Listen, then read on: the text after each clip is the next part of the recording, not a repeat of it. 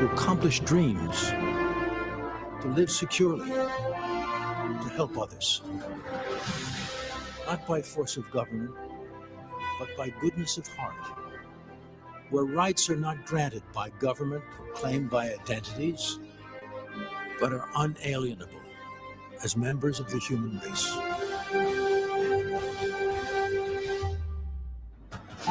Today, America's greatness is challenged by those with extreme notions, defunding law enforcement as lawlessness abounds, hateful rhetoric, telling you what to wear and when you can work, limiting free speech and freedom of worship. Old ideas of socialism repackaged in redefined words. Let us restore the values that made America great. We will make America strong again. Make America proud again. A land of freedom of speech, of worship. We will make America safe again. A land of security and prosperity. And we will make America great again. A land of greatness.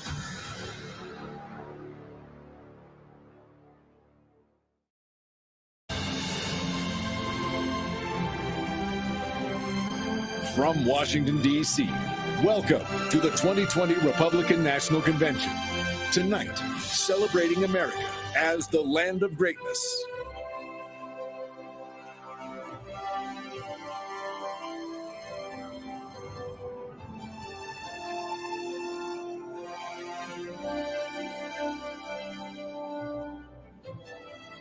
Let us pray. Our Heavenly Father, which art in heaven, that you have bestowed on this nation and the many blessings we have received these past 4 years. We are forever grateful. As we come tonight, our country is facing trouble. Tens of thousands are in the path of a deadly storm. The pandemic has gripped millions of hearts with fear. We're divided. We have witnessed injustice. Anger and despair have flowed into the streets. We need your help. We need to hear your voice at this crucial hour. We ask that you would unite our hearts to be one nation under God, for you are our only hope. We declare today our total dependence upon you and our need of repentance as a people. I thank you tonight for our President, Donald J. Trump. We pray that you would give him wisdom from on high, clarity of vision, and strength as he leads this nation forward. Bless him. We pray for our First Lady and all of the family. Protect them and keep them strong and safe. We thank you for Vice President Mike Pence, for his steady hand and clear voice. We pray for Second Lady Karen Pence and their family. Father, we know that you can make this nation great once again if we turn our eyes and our hearts to you and follow your word in obedience. May your will be done on this earth as it is in heaven. And we pray this in the mighty name of your Son, my Lord and Savior, Jesus Christ. Amen.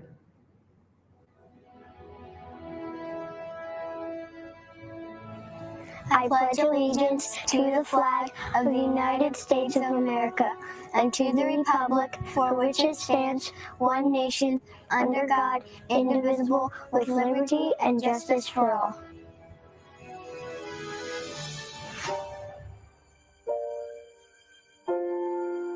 As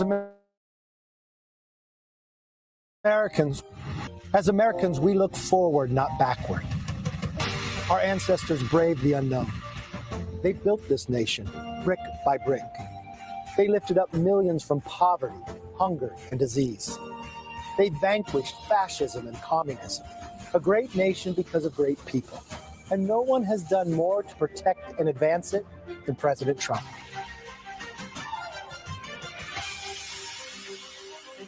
As Republicans, we are proud to stand with him and to work for you. Together, we built the greatest economy the world has ever seen, and we will do it again. We confronted China head on, tore up bad trade deals and made better ones, supported our men and women in uniform, and took out the world's top terrorists, achieved energy independence, defended the sanctity of life, and restored law and order at the border.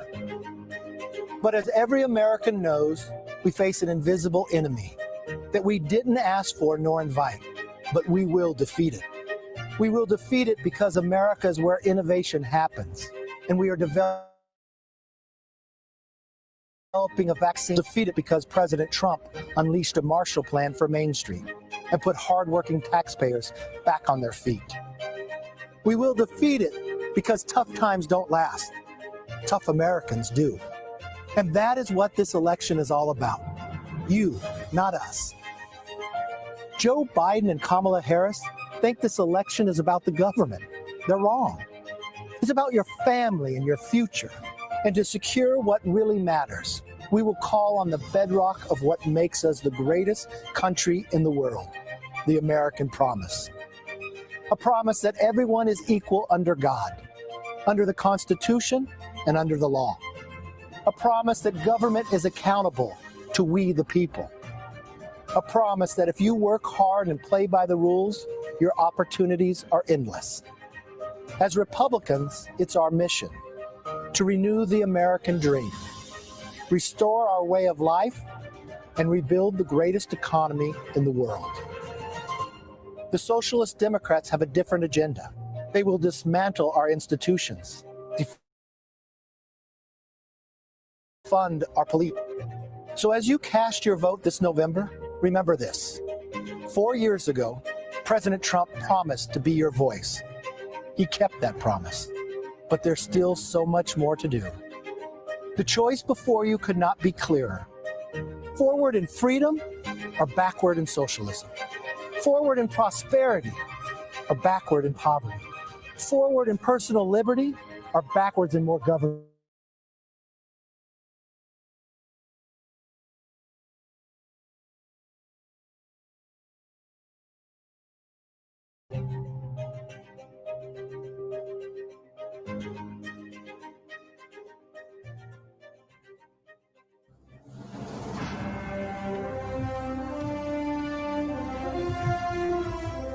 Hello, my name is Jerron Smith. 20 years ago, I moved to Washington, D.C. to attend Howard University. I was at a crossroads, just like America is today. I grew up on Strand Hill Road in Cleveland, a blue-collar street in a blue-collar city. When the media talks about forgotten places or working-class people who are overlooked and struggling hard, there's usually some stock photo of people who don't look like me. They never seem to show people like my mom, who worked 2 jobs as a gas station clerk, and a mom, she showed me how to persevere. They never seem to show people like my dad, who plowed snow in the winter and paved streets in the summer, who stood by me through thick and thin and taught me strong values every day. They never seem to show people like me. I didn't live the values my parents taught me. I won a starting spot on the varsity football team, but I only had a 1.9 GPA. But then I broke my leg. It took a broken leg for me to really get moving in life. I prioritized schoolwork, went to Howard, and ended up working for the President of the United States. Growing up, I'd never really known a Republican. I believed all the stereotypes. It took a meeting Republicans who shared my values to show me I was wrong. Donald Trump knows that in the work of revitalizing communities, America's strength is America's people. And I can tell you, he really cares, and he takes action. Every issue important has been a priority for him. Prison reform, rebuilding broken families, bringing jobs back to America. Jobs in Cleveland, jobs in Detroit, jobs in Milwaukee. President Trump knows that education is the great equalizer. That's why he secured record and permanent funding for historically Black colleges and universities, and is fighting hard for school choice.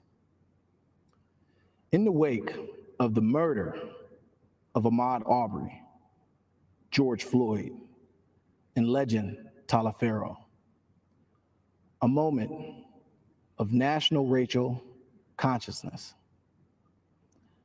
I have seen his true conscience. I just wish everyone could see the deep empathy he shows to families whose loved ones were killed in senseless violence. President Trump has made it clear that if you must have police departments with the highest standards. I'll never forget Strand Hill Road or the people of Cleveland. They're tough, smart, and tell it like it is. That's President Trump. For a New Yorker, he's got a lot of Cleveland heart. And I'm proud to say that he's my president. God bless America.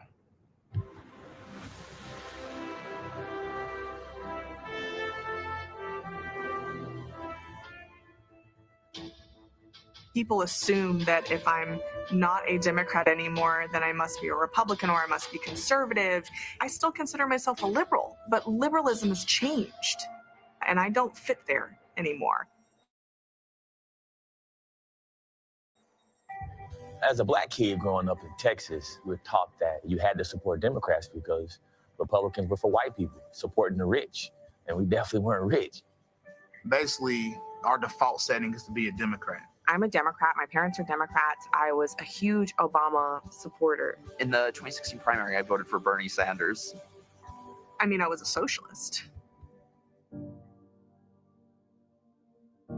It wasn't until we got married and began expecting our own family that I began to kind of question whether or not the things that we were really promoting and supporting were in line with the way we were living. And that was when the shift kind of began for us. I was renting a room in this woman's apartment. She had 3 or 4 kids from 3 or 4 different fathers. She was my age. Most of them were incarcerated. I asked her, "What do you do?" She goes, "I'm in the system." It feels like Democrats sort of get people hooked on this drug of free money, where they basically say, you know, if you want your fix, you have to keep voting for us.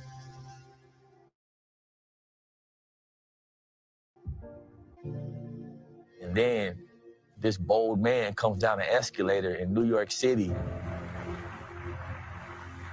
I couldn't come out and say it right away, but deep down inside, I knew it was going to be the first Republican that I ever voted for.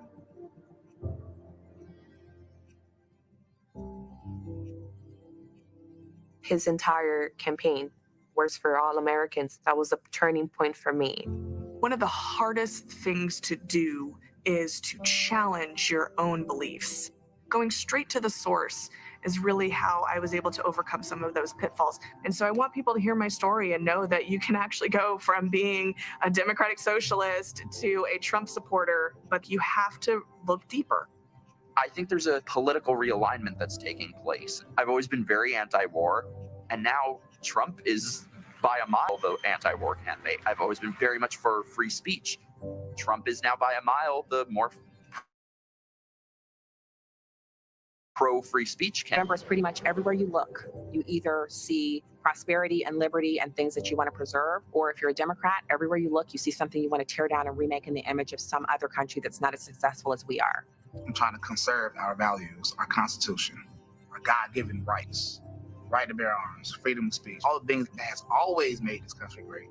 You know, it took me a good long time to get here, but I hope that Trump wins and that we can continue with the progress that he's made and the policies that he's put into place. Let's get our economy back on track and let's be moving in the right direction.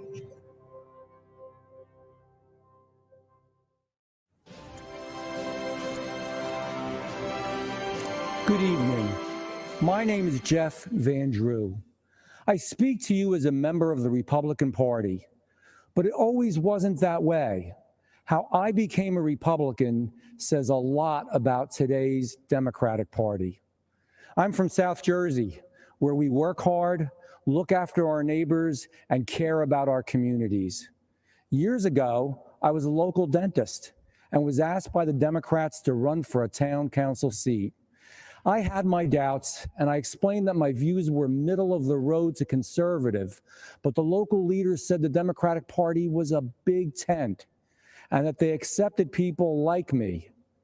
I was elected to council as a Democrat, but as I won seats for county office, state legislature, and then changing. The Democratic Party had become less accepting of American tradition, less believing in American exceptionalism, less supportive of traditional faith and family. This was not the party that I knew. In 2018, after being elected to Congress as a Democrat, I was already uncomfortable with a San Francisco liberal running the House, which is why my first vote in Congress was cast against Nancy Pelosi for Speaker. But imagine how I felt after seeing members of the squad quickly take control of the Democratic Party just weeks after being elected. The party had moved from liberal to radical. This new Democratic Party wasn't just for higher taxes. Now they were for open borders, against our police, and against our God-given rights. When the radical Democrats went after President Trump with impeachment, they made another mistake. Democratic leaders told me that I had to vote for impeachment or my life would be made difficult and I wouldn't be allowed to run again. Listen, I'm from South Jersey, and you'd better come at me with more than just loud words and empty threats. I voted no on impeachment. Soon after, I met with President Trump, and he made me feel more comfortable and welcome in the Oval Office than Nancy Pelosi ever made me feel in her caucus. And a few days later, I officially changed parties, and I became a Republican. Let me tell you about Joe Biden. When the Democrats tried to order me around, I was ready, willing, and able to say, I've had enough with their radical socialist agenda. Do you really believe Joe Biden is ready, willing, and most of all, able to do the same? As Joe says, come on, man. Joe Biden is being told what to do by the radicals running my former party, the same radicals trying to install him as their puppet president.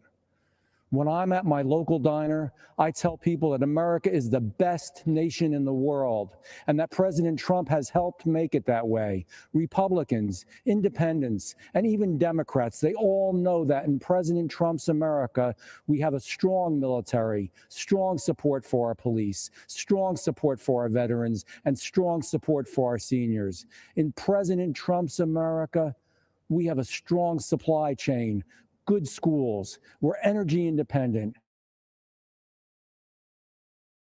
and we protect a lot of Democrats who support our president and are disgusted for what their old party, what my old party has become. Here's my advice.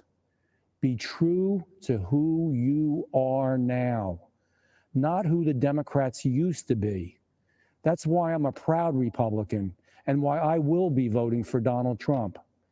Thank you, and may God bless you, God bless our president, and God bless the United States of America.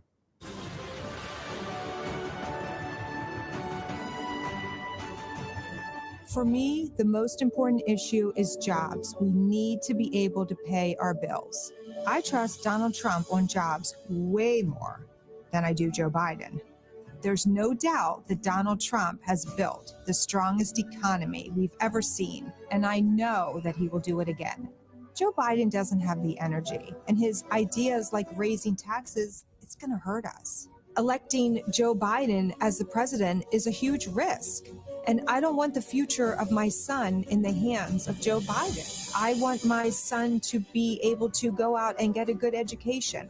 I want the economy to be strong. I want the country that he lives in to be safe. And I want our borders to be secure. And I don't want that in Joe Biden's hands. Donald Trump has built the strongest economy we've ever seen. He has made our country safe. And as a mom, those are things that I'm very proud of. And those are things that are very important to me when I'm looking for a president. I'm sticking Donald Trump. My name is Stacia Brightman. I'm a single mother of 2 boys, and I work in Houston, Texas for S&B Engineers and Constructors as a warehouse receiving clerk. After serving my country in the Marine Corps, I worked various jobs, but I thought I needed a degree in order to have a career. I put myself into significant debt to earn my bachelor's degree in finance. Despite my degree and all of my efforts, at one point, my boys and I even found ourselves homeless. After being an email from the Texas Workforce Commission about S&B's Women in Construction Earn While You Learn apprenticeship program, I thought I'd give it a try. I was a bit skeptical at first, but I said to myself, hey, if they're willing to take a chance on me, I should be willing to take a chance on myself. At the start of the program, I was making $16 an hour while I trained to become a pipe fitter helper. Looking back, it wasn't easy, but boy, was it worth it. I felt empowered that I was learning new skills and able to support my family again. I worked hard, got promoted, and even got a few raises. Later, I learned what President Donald Trump and Ivanka Trump were doing behind the scenes to make sure that people like me and you had a chance to rise up and succeed. President Trump started the National Council for the American Worker and the American Workforce Policy Advisory Board. Together with Ivanka, he wrote policies that made it easy for states and companies to give opportunities to hardworking Americans like me. The president and Ivanka also partnered with the Ad Council to launch findsomethingnew.org, helping to connect workers and workers with training and apprenticeship programs where they live. If you find yourself in a situation like mine, where you feel you have nowhere to turn, nothing to really fall back on, and you feel like no one believes in you, go online to findsomethingnew.org and see that President Trump believes in you. And more importantly, please believe in yourself. Keep trying, keep pushing. Times will get hard. Remember, just a few years ago, I was home, closed on a brand new home at the end of the month. So my message to you is keep pushing. You can do it. Find a training program like the one I participated in. And like me, you'll have an opportunity to build a career in life that you're proud of. So with that being said, I'd like to talk to you about a different kind of training. This is the Trump campaign's National Week of Volunteer Training. If you're like me, you know how important it is to put Americans back to work. So get trained and get involved with the campaign. Go online to www.trumpvictory.com and sign up and keep the president fighting for you for another 4 years. Thank you and God bless.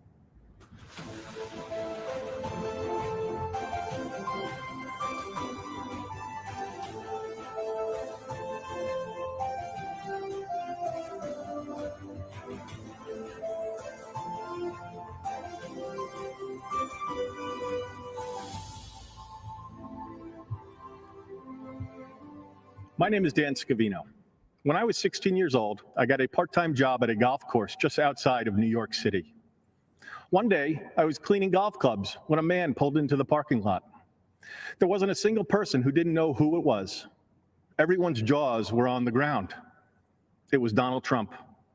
All I could think was, nobody will ever believe this at school. Who would have imagined it at this moment, but I've now been at President Trump's side for almost 30 years. All these years later, there's a part of me that still feels a sense of wonder every day when I consider the journey we have taken together and taken with so many of you watching tonight. Because my personal story with Donald Trump, in so many ways, is yours too. He saw potential in me, a spark. The possibility that I could be more, do more, and achieve more than even I thought was possible. That's how he views this country, too. We have all just scratched the surface of what we can do together. If there's one thing I hope you will hear from me tonight, it is this. President Trump is a kind and decent man. I wish you could be at his side with me to see his endless kindness to everyone he meets.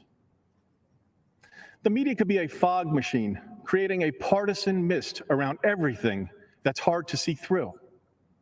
But in 2016, you navigated through it all.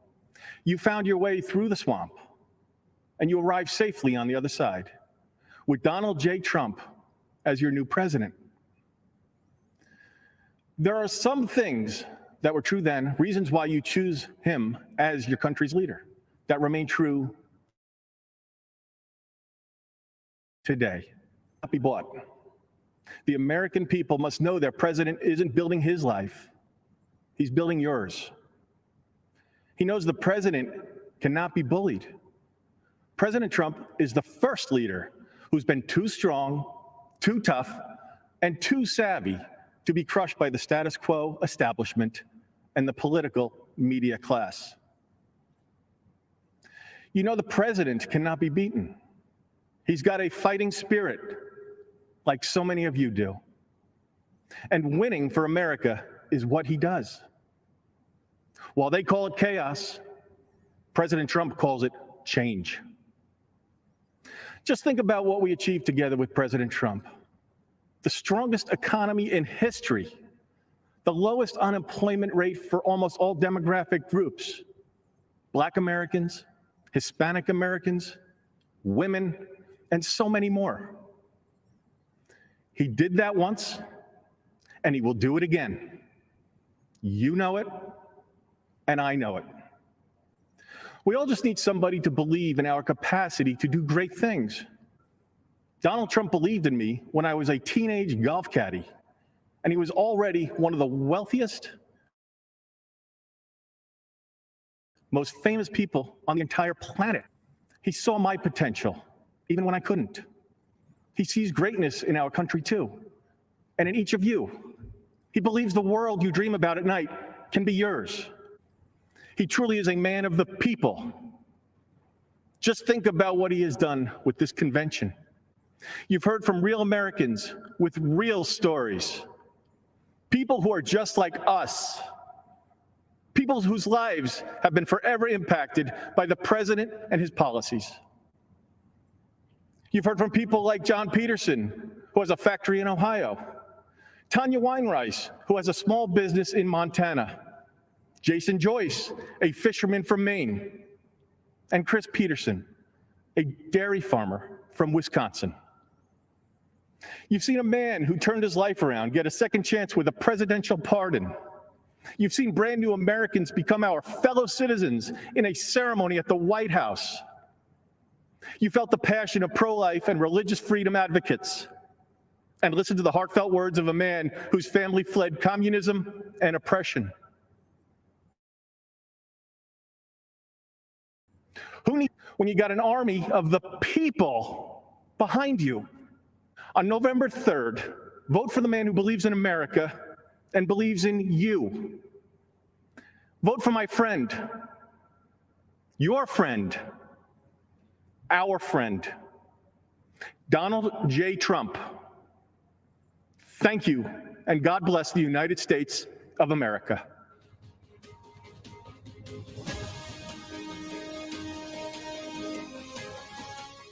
Good evening.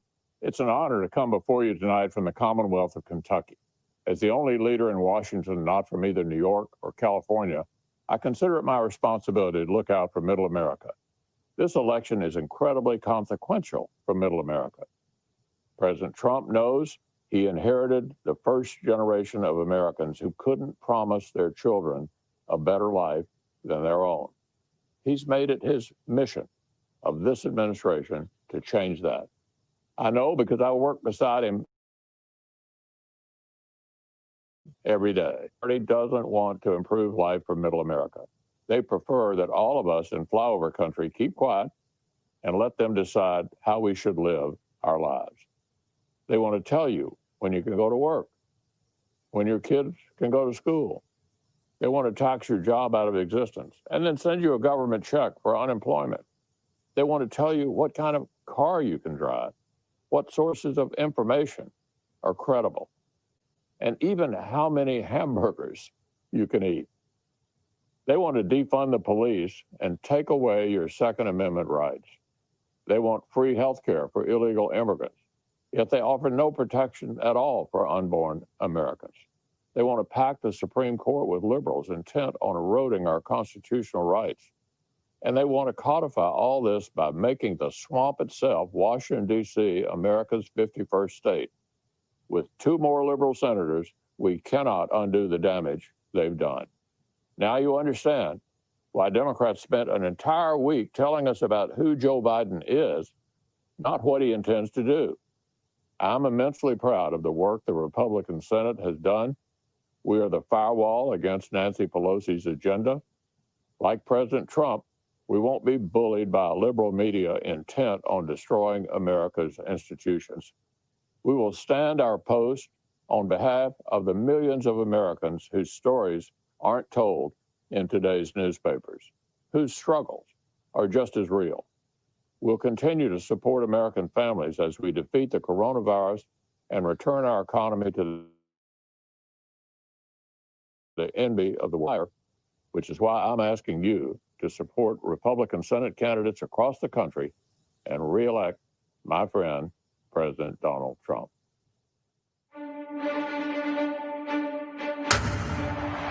So all of these titans of American sport know that many of life's most valuable lessons are learned on the field of competition and the ability to overcome adversity. But I might have been given a bad break, but I've got an awful lot to live for. And your relentless will to win, win, win. These qualities embody the American spirit of pushing boundaries, defying limits. It's a game cast in sports immortality. And always striving for greatness. You stayed in the fight. You finished the fight. Often bumpy roads lead to beautiful places. This great building is celebrating great people. And your winners all. Would you please rise for the playing of our national anthem? It's our honor to be in the company of great champions. Team USA will indeed take home the gold. We have to get our sports back. We can't wait to see what's next. Never give up, never lose faith, never ever quit. Just keep forging ahead.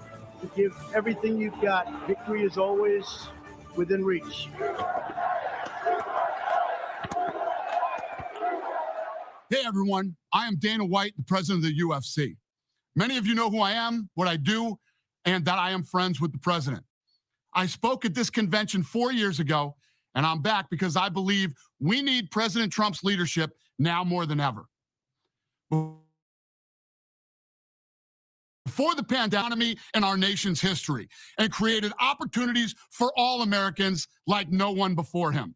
Financial markets hit all-time highs, unemployment was at an all-time low, and we weren't facing the lawless destruction that now is occurring in a few of our great cities. It blows my mind how quickly some of the leadership in this country has forgotten the critical role first responders play in our society. Police departments and other law enforcement, even some fire departments have faced opposition from many in this country.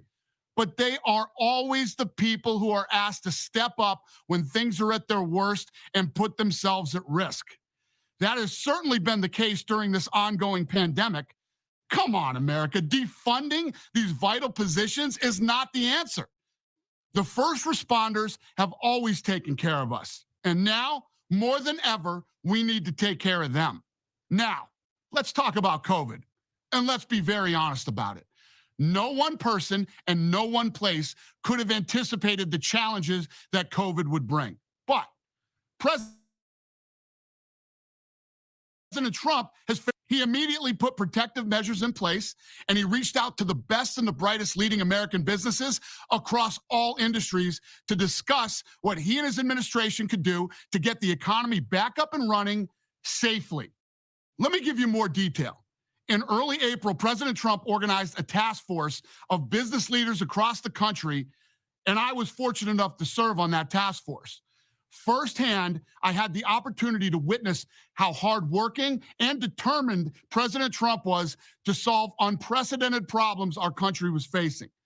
I personally observed his ability to listen and understand the issues impacting Americans of all backgrounds. It was clear his highest priority was always the health and safety of everyone in our country. Not just Republicans, not just supporters, but every single American. President Trump recognized that one of the small ways to instill a sense of normalcy in people entertainment options. The president went above and beyond to help all sports leagues involved figure out a way to overcome the challenges of staging live professional sporting events in the middle of a pandemic. And you know what? We did it. The UFC was the first to do it, and we are continuing to do it. Now, other sports have joined us, and some of the lessons learned are being used to help reopen other types of businesses and schools. Make no mistake about it. We still have a long way to go, and that is why we need a leader with President Trump's unique attributes at this critical time. I have said it before, and I will say it again. He is one of the most loyal human beings I have ever met. The man has unstoppable energy. No one, and I mean no one, is going to outwork this guy. But most importantly, he truly loves and believes in our country. He believes in the people of this country. America is a place everyone wants a solid job. They want to take care of their family. They want to support their community, assist the less fortunate, and enjoy the freedom this country has provided to all of us. Of negativity in 2020, President Trump's mindset is to work tirelessly to find solutions to problems and help restore America. He did it once, and I'm telling you right now, he will do it again. And remember, President Trump may be the only president in modern times who has actually done everything he said he would do during his campaign. There's this quote that I love from Ronald Reagan, where he said, "There isn't any problem we can't solve if government will give us the facts, tell us what needs to be done, then get out of the way and let us have at it." And what that means to me is, as Americans, we work hard to overcome adversity, and we face the tough times head on, irrespective of your gender, race, religion, or sexual orientation. What unites us as a nation is freedom, equality, and opportunity. That's what it means to be an American. President Trump, let's figure out what the problems are and continue to find solutions to those problems. Then let's get to work. I'd like to close with this. While it's critically important to re-elect President Trump, this pandemic has also taught us to be very, very careful who you select as your next governor, senator, congressperson, and mayor. It is so important to vote. And don't think that your vote doesn't matter, because to be honest with you, it has never mattered more than it does right now. Thank you, and have a great evening, America.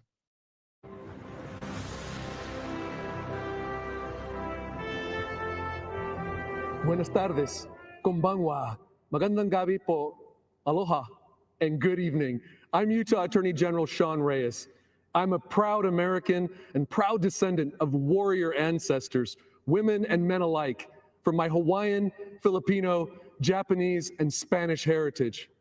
My father demonstrated his warrior spirit over 50 years ago, fighting a dictator. In his barely escaping with his life, he started anew in America. He arrived with nothing but faith, determination, and a willingness to work hard. He lived the American dream, building businesses, a family, and seeing me become Utah's first minority statewide elected official. Today, I channel my warrior roots, by battling human trafficking. I've been able to lead some of the largest trafficking prosecutions in America and traveled to foreign countries, working with law enforcement and NGOs to dismantle trafficking networks and rescue people from the most brutal conditions imaginable. Young girls and women sold into sex slavery, young boys and men forced into labor servitude, illegal adoptions, organ harvesting, human life utterly debased. President Donald Trump is a fierce warrior against human trafficking. How do I know? Early in 2017, I had occasion to visit with him about our rescues. He asked insightful questions, expressed deep concern for victims. Overwhelmed with compassion, he promised to attack this evil. President Trump summoned Ivanka and leaders from his cabinet and hundreds of millions of dollars for raising awareness, liberating victims, prosecuting predators, and empowering survivors. Together, they've done more to combat human trafficking than any administration in modern history. Now that's a promise kept. President Trump's taken similar aggressive action to break the chains of drug addiction and improve mental and behavioral health. He declared the opioid epidemic a national public health emergency and made available billions of dollars to confront this threat. He also signed a bill creating a phone number like 911, but for mental health. When activated, 988 will be a lifeline for those struggling with thoughts of suicide, depression, addiction, self-harm, or even hurting others. It will save countless American lives. A few months ago, my father, my warrior hero, lost his fight with cancer. When he passed, he had by his bedside his scriptures, family photos, and a pen President Trump gave me to give him. I loved that pen. It represented freedom to him, the freedom that only exists when someone is willing to fight for it. To my father, President Trump is that ultimate warrior fighting for our freedom. If you listen to Democrats, the media, and liberal elite, they will tell you that America's light doesn't shine as brightly around the world as it once did. That is simply not true. The same light that brought my father to America inspires the desperate and downtrodden equally today. Believe me, I interact with some of the most marginalized victims on earth, and they love America. They love President Trump because he's fighting for their freedom and America's freedom. Thank you, President Trump. God bless you, and God bless America, this land of greatness.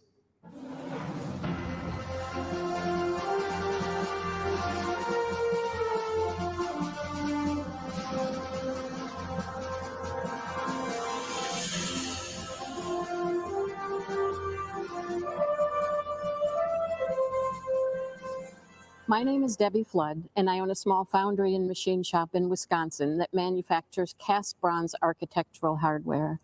My father, who was a World War II veteran, started the business with him. Today, we are one of the only U.S. companies left who make our products from start to finish under one roof. We really make things, and we love it. When we lost nearly 50% of our business to China in the mid-2000s, we wondered how a small company like ours could continue to compete. At that time, Joe Biden was the senator. He voted to normalize trade with China and helped pave the way for them to join the WTO, even though they were hurting American companies like ours. But we're tenacious and we're creative. We took a risk and purchased a 3D printer. 3D printing technology allows us to do things that China can't. Now we can take a customer's idea from sketch to sample to production in just a few weeks. This opened up new opportunities for us. Later, we fought our way through the Great Recession. Then Donald Trump was elected, and we breathed a sigh of relief. He actually fought for American workers and American craftsmen. He actually cared about bringing back those 3 America. We no longer had to succeed despite government. Now the government was on our side. We enjoyed a thriving economy stimulated by President Trump's pro-business and pro-worker policies. Thanks to the Trump tax cuts, I've been able to raise my employees' wages, so they got a pay raise and a tax cut. Even in the face of the pandemic, the president doubled down on his support for business. Thanks to President Trump, our business was approved for the Paycheck Protection Program. That allowed us to keep our people working at a time when the future was very uncertain. Our president understands that the best solutions unleash the innovation of American entrepreneurs and the creativity of American workers. Joe Biden doesn't really know anything about business or creating jobs. He spent 47 years in government, and it's doubtful that he'll finally figure it out in year 48. He's pledged to raise our taxes and bring back excessive regulation. I own a business whose mission it is to solve problems. Anything can be solved with a little creativity. It takes courage, commitment, and ideas. And those are all things that come naturally to President Trump. And that's why he has my support.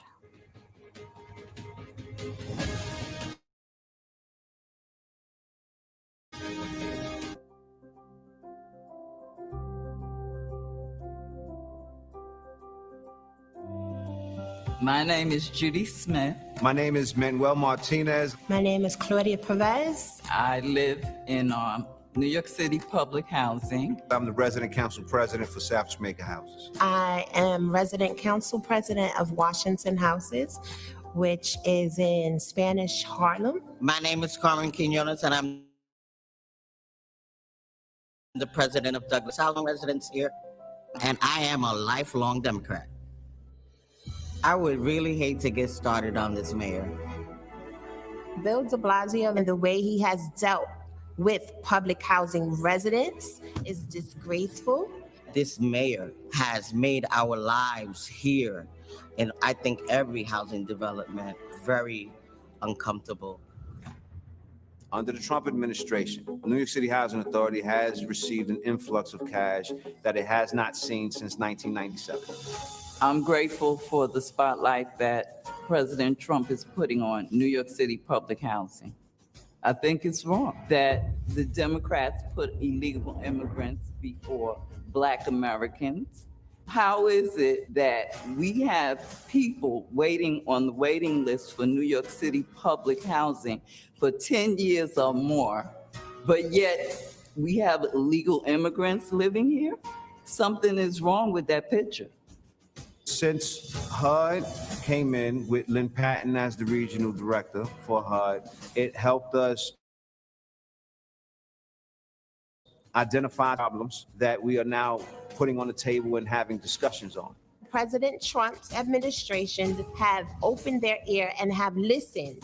There's been improvement in public housing.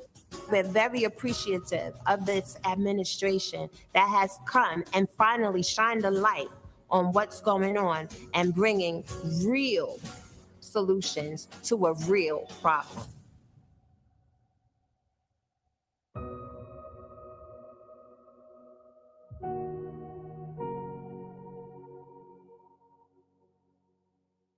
Hello, my name is Ann Dorn.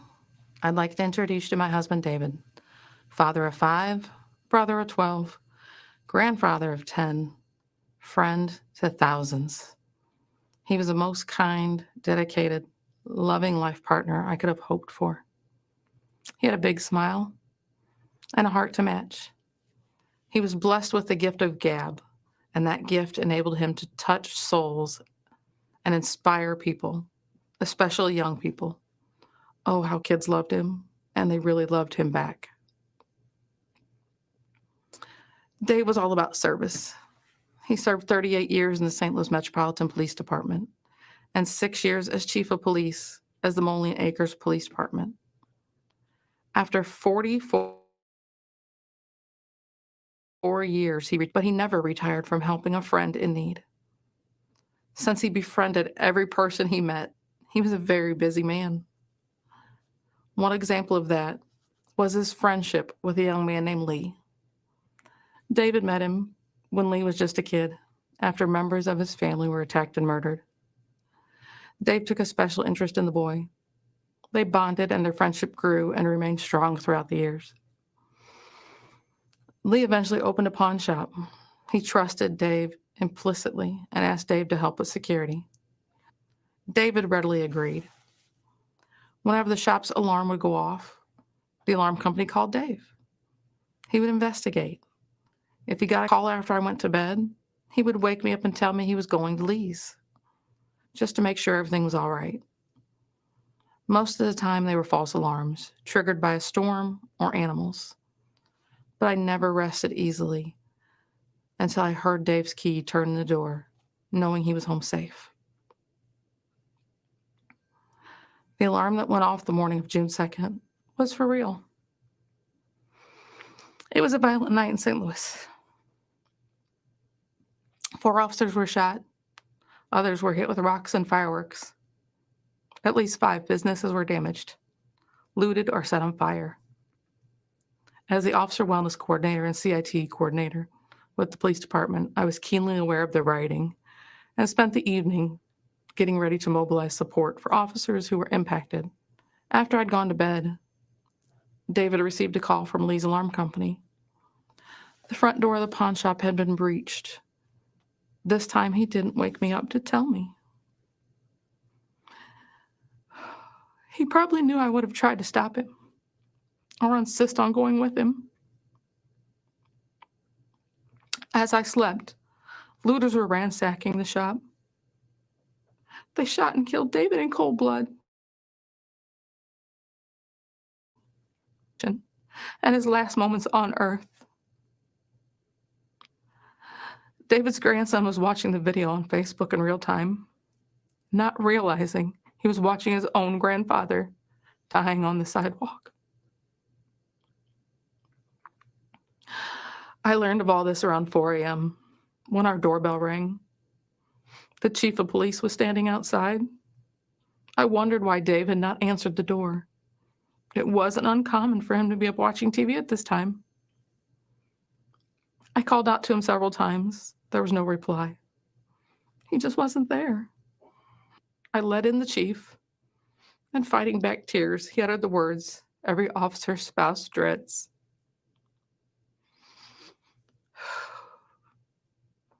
I relive that horror in my mind every single day. My hope is that having you relive it with me now will help shake this country from this nightmare we are witnessing in our cities and bring about positive, peaceful change. How do we get to this point where so many young people are callous and indifferent towards human life? This isn't a video game where you can commit mayhem and then just hit reset and bring all the characters back to life. David is never coming back to me. He was murdered by people who didn't know. He would have done anything to help them. Violence and destruction are not legitimate forms of protest. They do not safeguard Black lives. They only destroy them. President Trump understands this, has offered federal help to restore order in our communities. In a time when police departments are short on resources and manpower, we need that help. We should accept that help. We must heal before we can affect change, but we cannot heal amid devastation and chaos. President Trump knows we need more Davids in our communities, not fewer. We need to come together in peace and remember that every life is precious.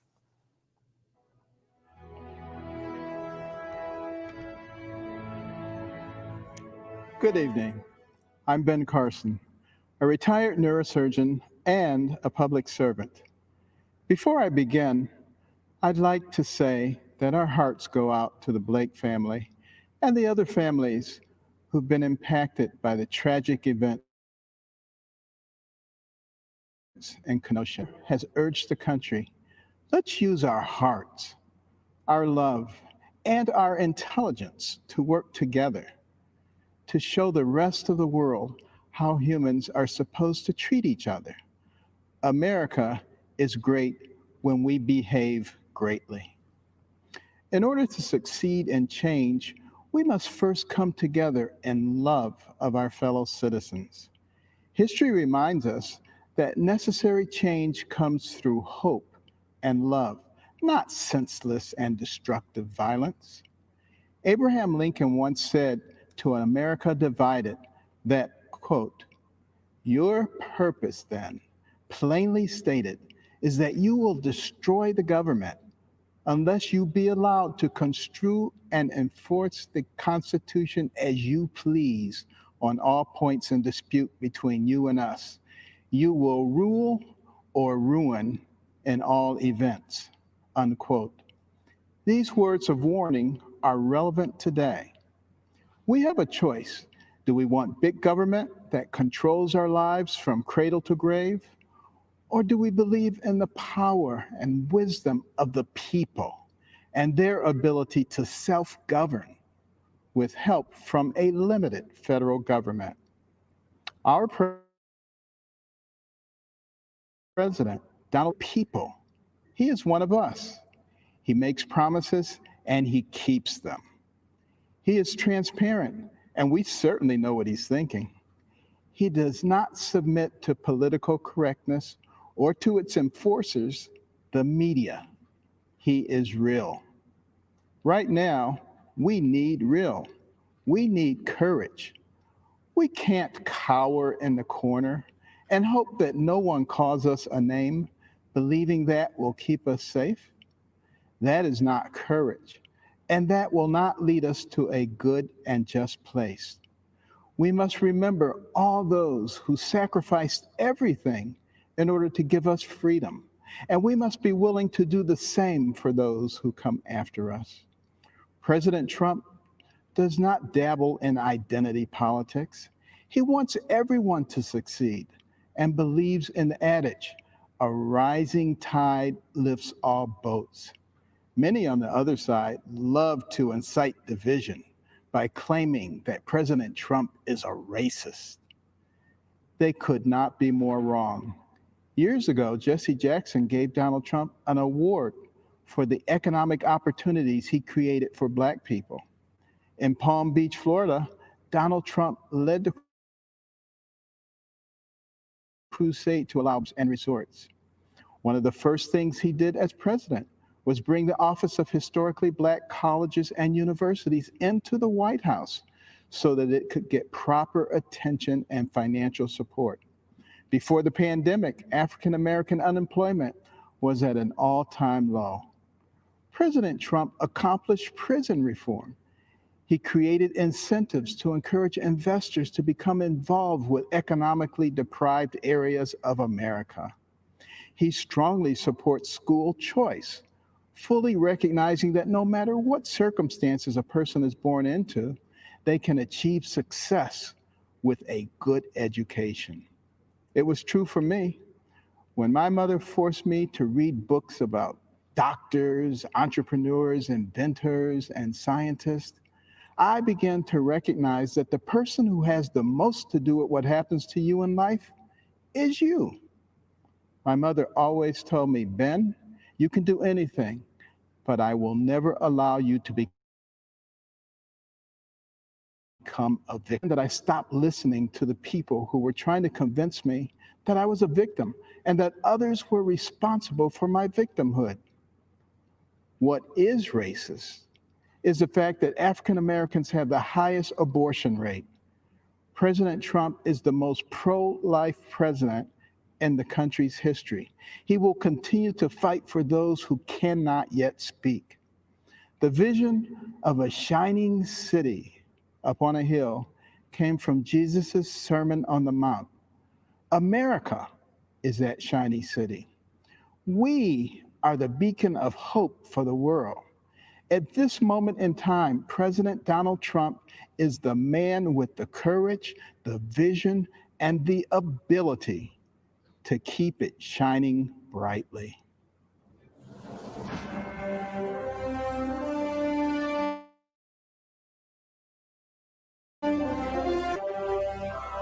I'm Pat Lynch, president of the Police Benevolent Association, speaking to you on behalf of 50,000 active and retired New York City police officers. We are the proud men and women who wear a shield on our chest and put ourselves in harm's way to protect our city. We are proud to endorse our president, Donald J. Trump, for re-election because the stakes have never been higher. Like cops across the country, we are staring down the barrel of a public safety disaster. More than 1,000 people have been shot in New York City so far this year. Almost 300 have been killed. These are not just numbers. These are real people. A father gunned down while holding his 7-year-old daughter's hand. A beloved neighborhood peacemaker killed by a stray bullet. A 17-year-old who made all the right choices, who worked hard to go to college and earned a sports scholarship, murdered before he can tell his mother the news. A 1-year-old child shot dead in his stroller. Innocent people, innocent lives lost.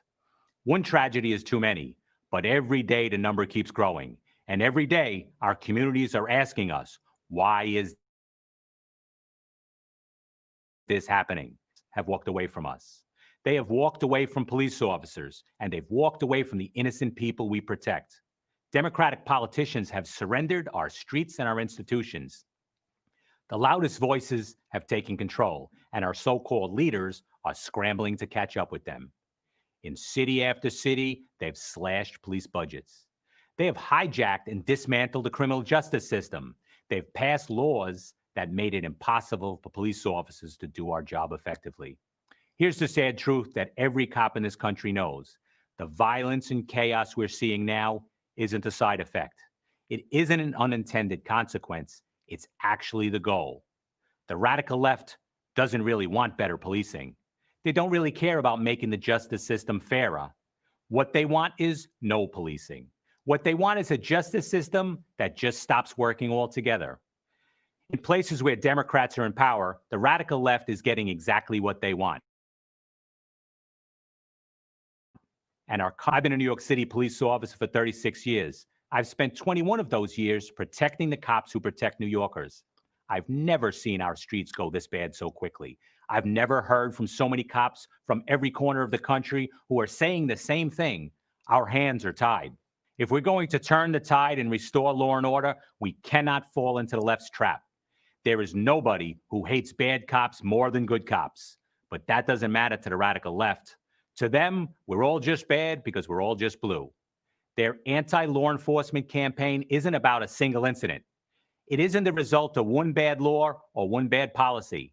It's about a message. The message is police officers are the enemy. The message is criminals have the right to resist arrest. The message is if you commit a crime, if you victimize the most vulnerable of people, the justice system will not hold you accountable. That's the message echoing through city halls and state houses across our country. It's playing on a loop in the media. The criminals have heard that message and they're taking full advantage. We must stop that message. We must expose the left's lies about police officers and the job that we do. And we will do that because we have something that they don't. We have a real leader. We have a powerful voice in the most powerful Donald J. Trump.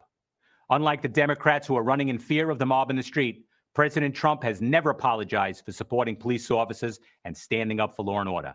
Unlike the Democrats who froze in the face of rioting and looting, President Trump matches his words with his actions.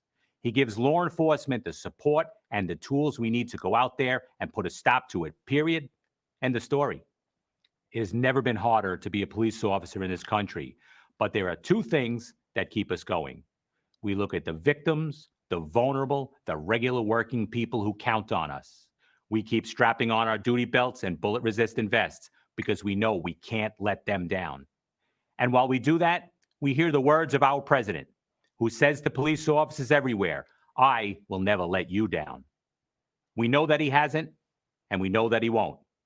We've been fortunate to have him in office these past 4 years, and we know that we cannot afford to lose him. When it comes to your safety, your family's safety, and the safety of all Americans, there's no other choice. You won't be safe in Joe Biden's America, Trump, or you can have no safety, no justice, and no peace.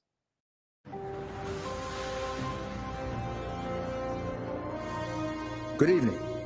My name is Rudy Giuliani, and I'm the former mayor of New York City. In 2013, my city elected a self-described progressive Democrat as mayor. New York City, once described as America's crime capital, had become, by the mid-1990s, America's safest large city. Now today, my city is in shock. Murders, shootings, and violent crime are increasing at percentages unheard of in the past. We're seeing the return of rioting and looting. During riots, this Democrat mayor, like others, has often prevented the police from making arrests. And even when arrests are made, liberal, progressive DAs release the rioters so as not to disrupt the rioting. New Yorkers wonder, how did we get overwhelmed by crime so quickly and decline so fast? Don't let Democrats do to America what they have done to New York.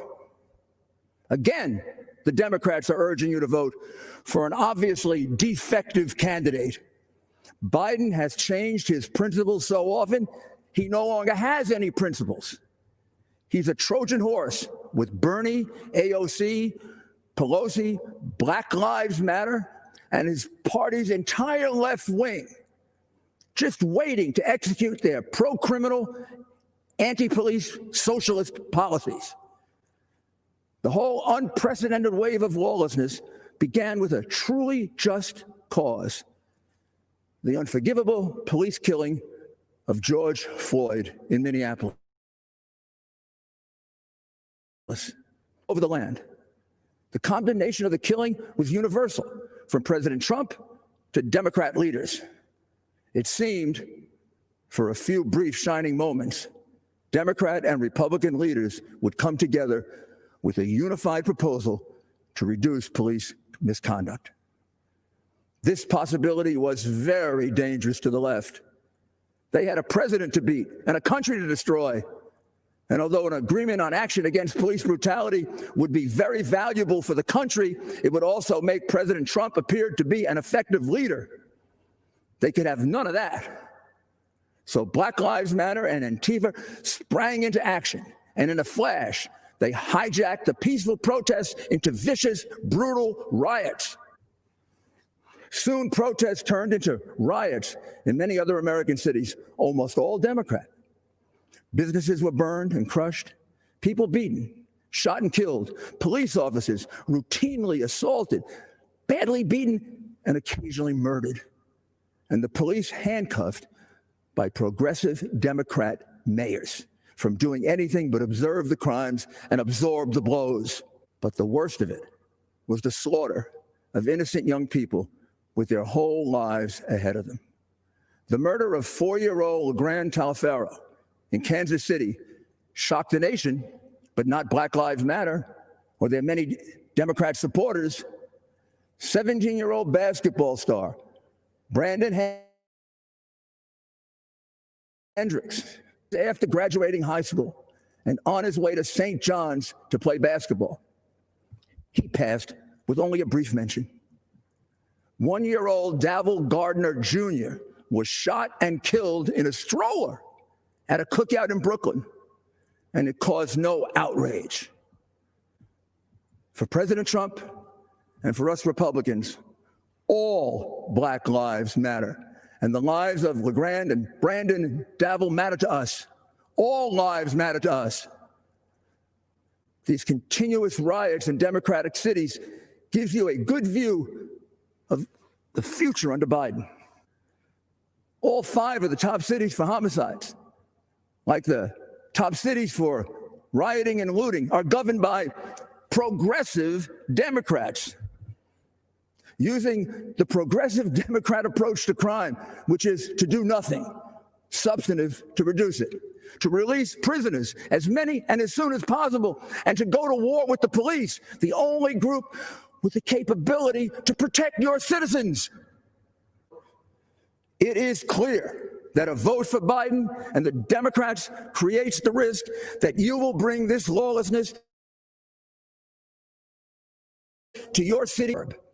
There is no question that this awesome job of restoring safety for our people cannot be done from your basement, Joe. There's also no question that President Trump will fight with all his strength to preserve the American system of government and our way of life. In critical times in our history, America has always been blessed with the right person to handle the crisis.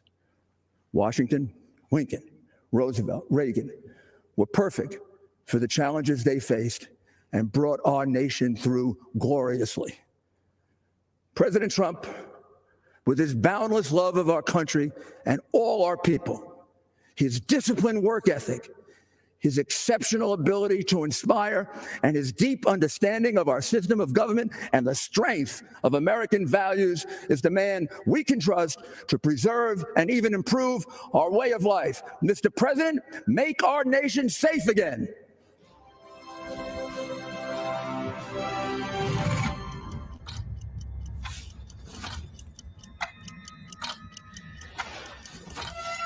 The U.S. attorney announced charges against Dr. Charles Lieber and 2 Chinese nationals today. A systematic decision by many of our country's most powerful leaders to sell out America to China. China is going to eat our lunch? Come on, man. A 2013 trip to China getting new attention this morning, not for what Joe Biden did, but for who he brought with him. As the threat from China grew larger and more threatening, Biden seemed to grow more accommodating to the Chinese government. Questions about money he made from foreign business dealings while his father was vice president. And they knew they can get to Joe Biden's heart through his son, Hunter Biden. They hope to raise $1.5 billion. One person who did not want to talk about it, Joe Biden. When it was already clear China had lied to the world in ways that hurt the world about a deadly outbreak of the Wuhan coronavirus, Biden was still flacking for the Chinese government.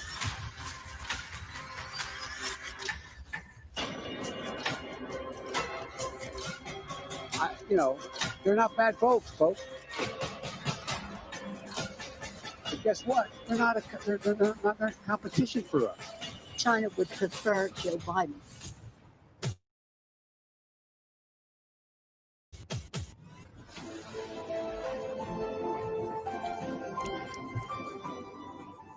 Good evening. I'm Senator Tom Cotton. A lot's changed in 4 years. Back then, we gathered in a rowdy arena. Tonight, you're probably at home, while I stand alone. Stands alone. That was the motto of my old Army unit, the 506th Infantry, the original band of brothers. From the Normandy beaches to the Iraqi desert, we fought alongside each other, but we were always prepared to stand alone. And so it is with our nation.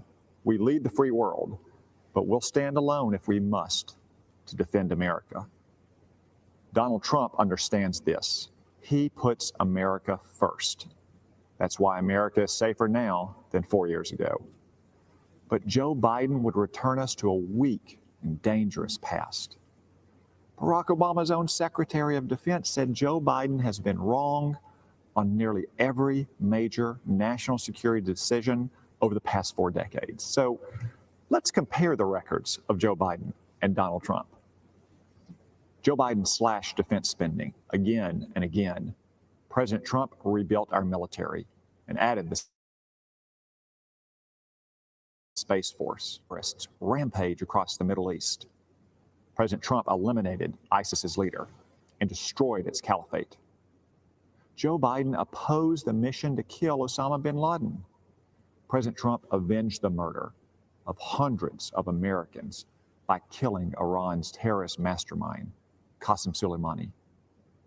Joe Biden sent pallets of cash to the Ayatollahs.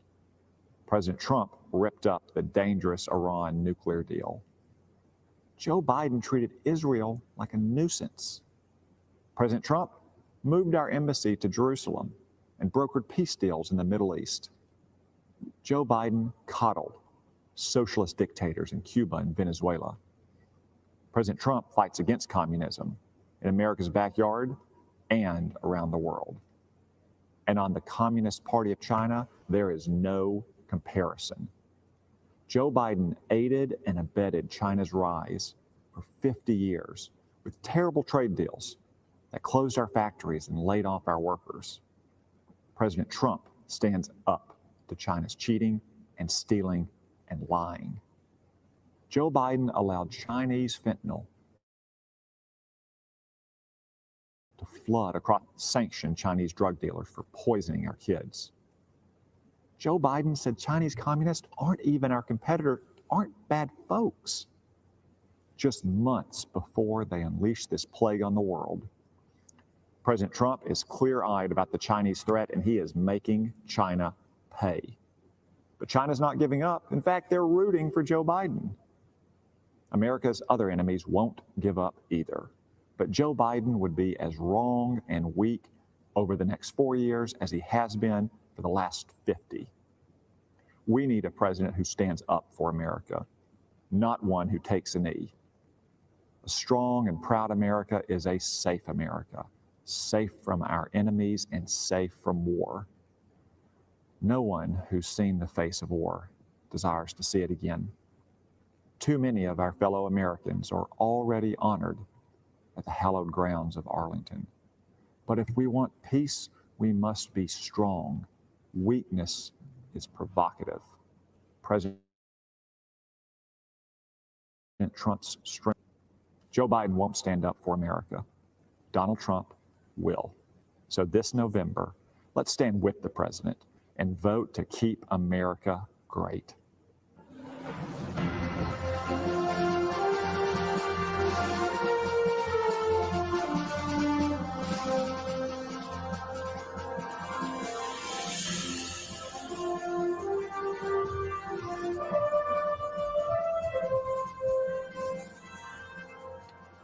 My name is Marcia Mueller. This is my husband, Carl. Our daughter, Kayla, was taken as a hostage and murdered by ISIS. From a young age, Kayla was amazing. She taught herself languages, how to write music, how to play guitar. She worked with troubled youth, military veterans, and Native Americans. Everywhere Kayla went, people smiled. Kayla had a gift to be able to see the world through someone else's eyes. She became a humanitarian aid worker, and when she was helping children at an orphanage in India, Kayla wrote, "I find God in the suffering eyes reflected in mine. If this is how you are revealed to me, this is how I will forever seek you." She went to Turkey to help Syrian refugees in 2012. In August 2013, she was asked by another aid worker to cross the border into Syria to help at a hospital. On August 4th, 2013, ISIS terrorists stopped her vehicle and took her captive. Kayla was mostly held in a 12 by 12 cell in solitary confinement. It was cold and dirty. ISIS terrorists shined bright lights in her face. They shaved her head. They beat her and tortured her. The leader of ISIS, Abu Bakr al-Baghdadi, raped her repeatedly. For 18 months, she endured. And we endured an agonizing back and forth between us, the Obama administration, and ISIS. We put all our faith in the government, but the government let us down. They used to meet with us until ISIS had already beheaded other Americans. To this day, we've never heard from Joe Biden. Instead, the Obama administration had hid behind policy so much that we felt hopeless when they kept us from negotiating to save Kayla's life. The administration showed more concern for the terrorists in Guantanamo than the American hostages in Syria. The military prepared a rescue mission, but the White House delayed it. By the time it went forward, Kayla had been moved to another location. After 18 months of brutal torture, we learned from ISIS that Kayla had been killed. The Obama administration kept telling us they were doing everything they could, but their version of everything wasn't enough. What a difference a president makes. Under President Trump, U.S. Army Special Operators conducted a raid on al-Baghdadi's compound. After we learned that al-Baghdadi was killed, the operators named themselves Task Force 814 after August 14th, Kayla's birthday. And the mission was named Operation Kayla Mueller. To those soldiers, thank you. Kayla was looking down on you. The Trump team gave us empathy we never received from the Obama administration. The Obama administration said it was doing everything it could. The Trump administration is. Let me just say this, Kayla should be here. If Donald Trump had been president when Kayla was captured, she would be here today. When Kayla was a hostage, I'd go outside at night and look at the moon. I'd look at the moon and I'd promise her I'd do everything I could to get her home. Now when I see the moon, I'm reminded of my promise to her I couldn't keep. All Kayla wanted was to make it home. We are still working to find her, and God willing, we will bring her home. Kayla was born a miracle. We were told we would never have a second child, but God gave us Kayla, and she gave herself to the world. 8 months into Kayla's captivity, another hostage was able to smuggle out a letter Kayla had written. As we read it, we could see that God was holding her in his arms. In her words, she felt tenderly cradled in free fall. She also wrote, "I have been shown in darkness light and have learned that even in prison one can be free. Had many hours to think how only in your absence have I finally at 25 years old come to realize your place in my life. None of us could have known it would be this long, but no, I am also fighting for my side in the ways I am able, and I have a lot of fight left inside of me. I am not breaking down, and I will not give in, no matter how long it takes." Kayla taught me so many things as her mom. She's still teaching us. Carl and I support Donald Trump because of his commitment to make and keep America great, not with the power of the government, but with the passion of people like Kayla, Americans who, even in the darkest days, always have more fight left inside of them. Americans who don't just talk, they act. That was our daughter.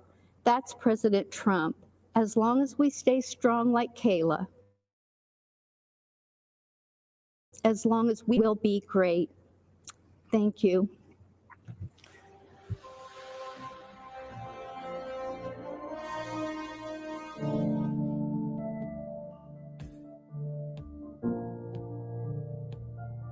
I'm free to hug my family. I'm free to start over. This is the greatest day of my life. My heart is just bursting with gratitude. I want to thank President Donald John Trump. Almost all people said that criminal justice reform would never pass. But we came together as a group, we worked across party lines, and we got it done. I'm an example of a woman who has been given a second chance in life. God bless you, and God bless America.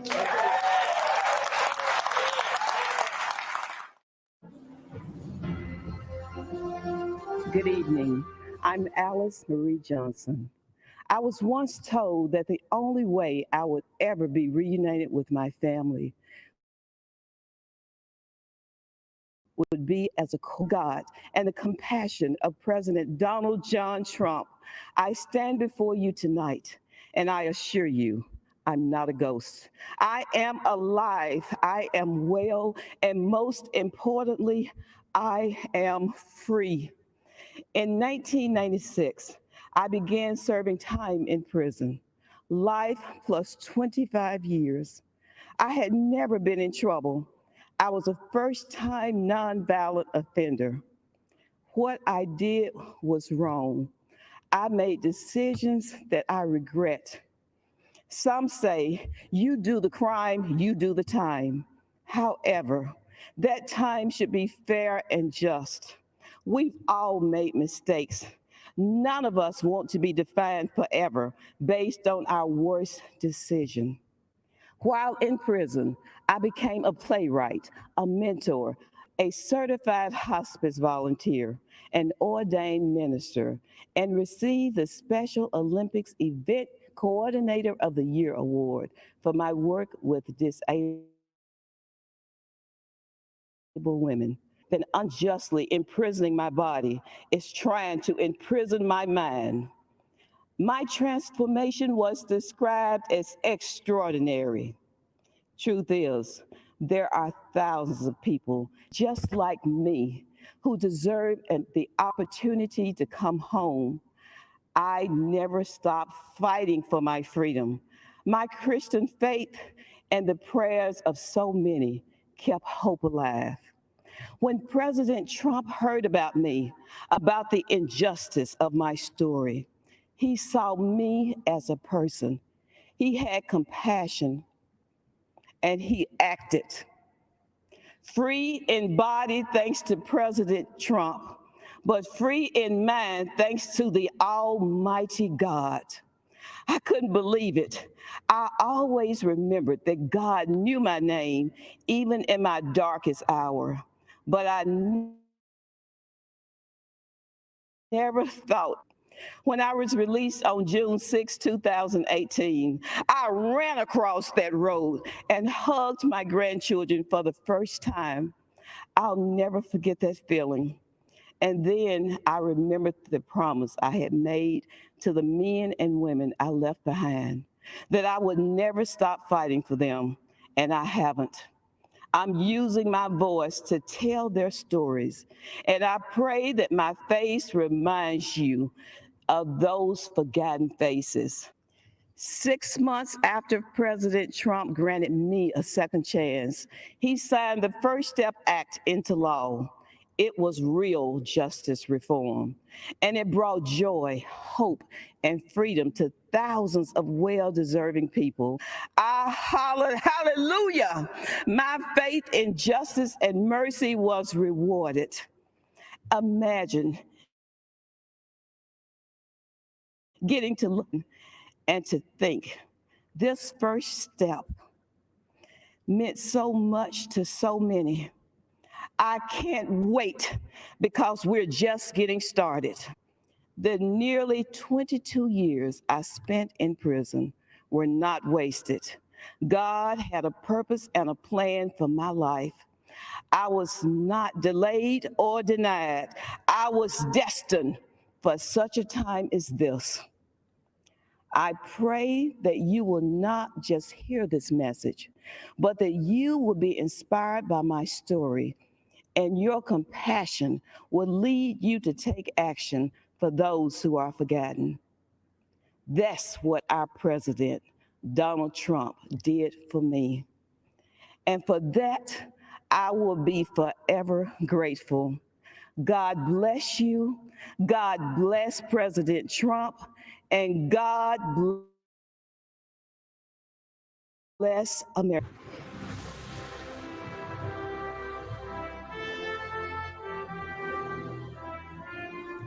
It's one of the great American success stories. A builder who left his mark on skylines around the world. A businessman with an extraordinary ability to communicate directly with the American people. A leader who grew tired of politicians, leading our country down a road to ruin. He didn't do it for money or power or fame. He had all that. He did it because of his love for our great country. And we will make America great again. Donald J. Trump beat the odds, smashed the establishment, and won the presidency for the American people. Donald Trump has defeated Hillary Clinton to become president-elect. Hillary Clinton has called Donald Trump to concede the race. It has been a stunning night. It has been a historic night. Washington, D.C., the establishment is terrified, and they should be. They were all of them wrong, making this one of the greatest upsets in American political history. Immediately upon taking things. But change threatened the establishment, and the establishment fought back. Democrat obstruction, phony investigations, the dishonest media. An incredible 92% of stories are negative. No president has seen anything like it. Despite everything they threw at him, President Trump delivered for the American people, and he delivered like never before.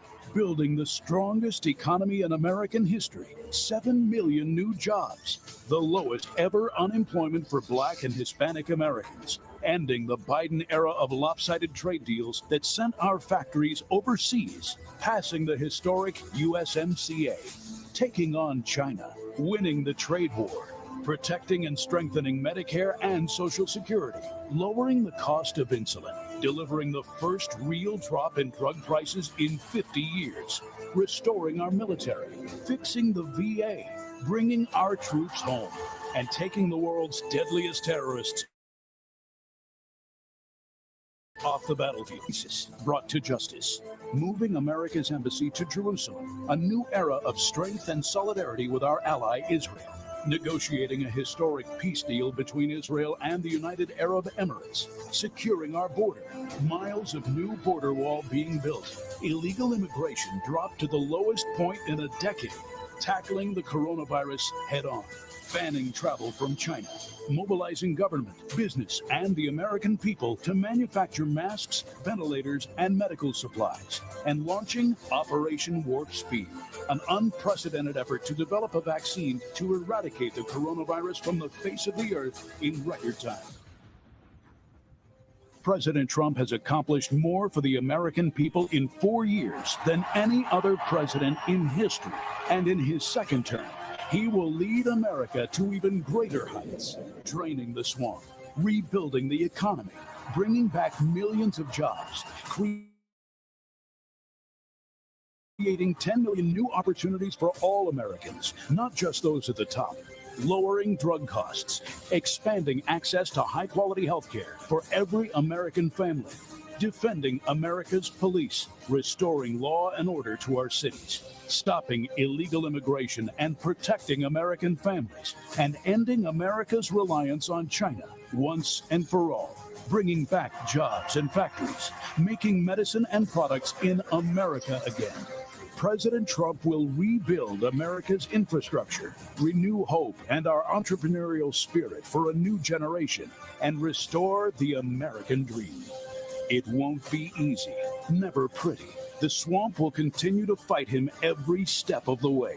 But under President Trump, our families will thrive. Our incomes will rise. Our communities will be kept safe.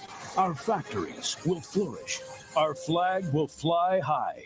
Our country will soar. And we will make America great again.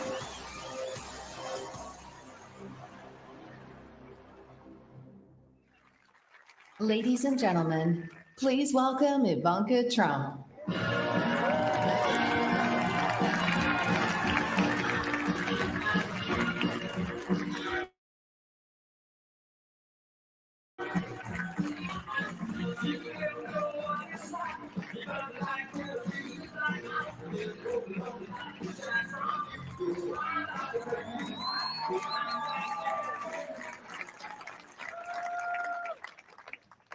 Good evening. Before I begin, I want to send a special message to everyone who's been affected by Hurricane Laura. Our hearts are with you. The president will continue to support you every step of the way. And just like Americans always do, the nation will come together to help you rebuild your homes, businesses, and communities stronger and more resilient than ever before.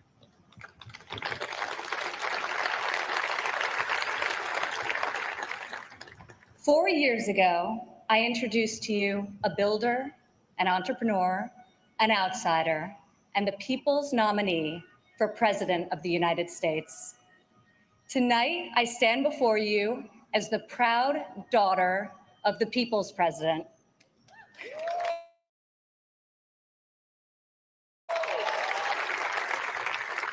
He is our commander-in-chief, champion of the American worker, defender of common sense, and our voice for the forgotten men and women of this country. He is our president and my father, Donald J. Trump.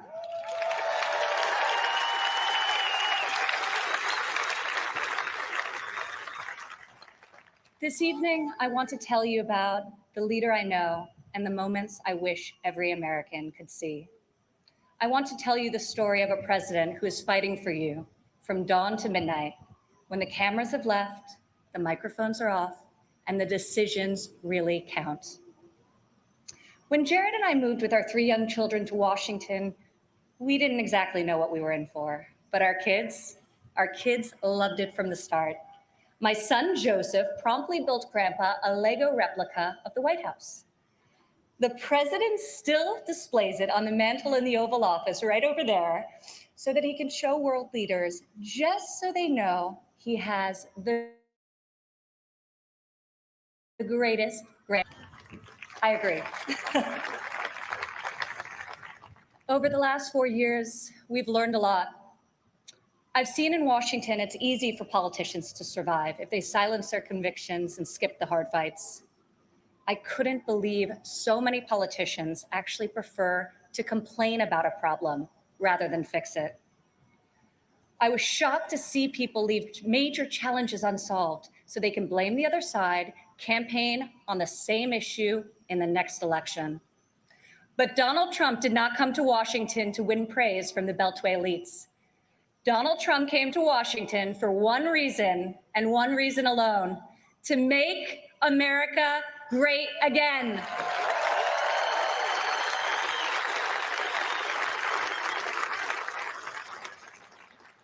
My father has strong convictions. He knows what he believes, and he says what he thinks. Whether you agree with him or not, you always know where he stands. I recognize that my dad's communication style is not to everyone's, can feel a bit unfiltered, but the results speak for themselves.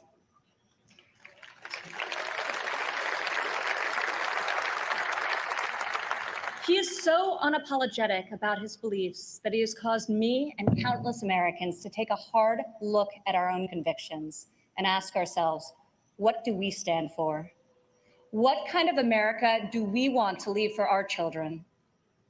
I am more certain than ever before we want a future where our kids can believe in American greatness. We want a society where every child can live in a safe community and go to a great school of their choice. We want a culture where differences of opinion and debate are encouraged, not canceled, where law enforcement is respected, where our country's rich diversity is celebrated, and where people of all backgrounds, races, genders, and creeds have the chance to achieve their God-given potential. This is the future my father is working to build each and every day.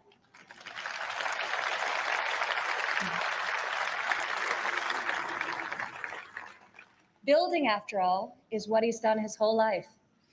He has admired and befriended construction workers on countless job sites.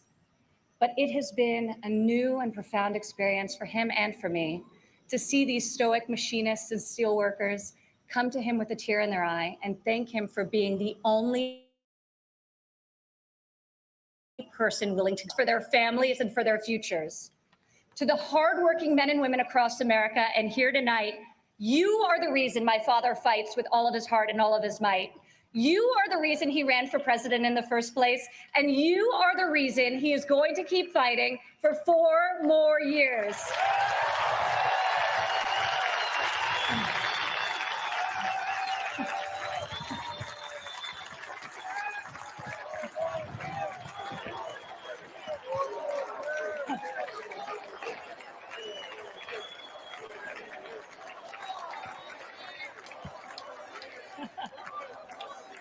Four more years.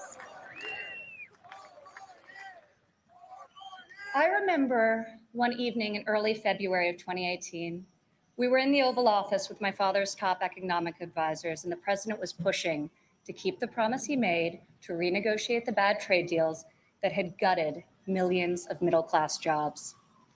Most of his advisors argued that the economy was so strong, following our historic tax and regulatory cuts that it didn't make sense to risk rocking the boat. After the meeting, as I walked with my father back towards the residence, he said, because our leaders haven't had the guts. When the economy is good, they settle for good. And when things are bad, they don't have the will or ability, so they kick the can until it's someone else's problem. He was right. If my father didn't take on these fights, no one would. In the months that followed, President Trump refused to settle for a good deal. He wanted a great deal. And ultimately, that is exactly what we got.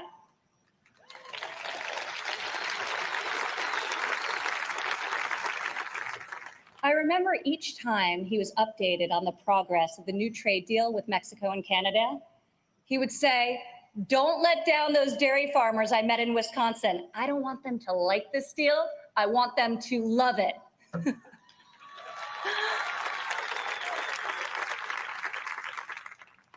Today, in the midst of this unprecedented global pandemic, it's more clear than ever that our president was absolutely correct to take on trade when our factories and our life-saving medicines back to the USA.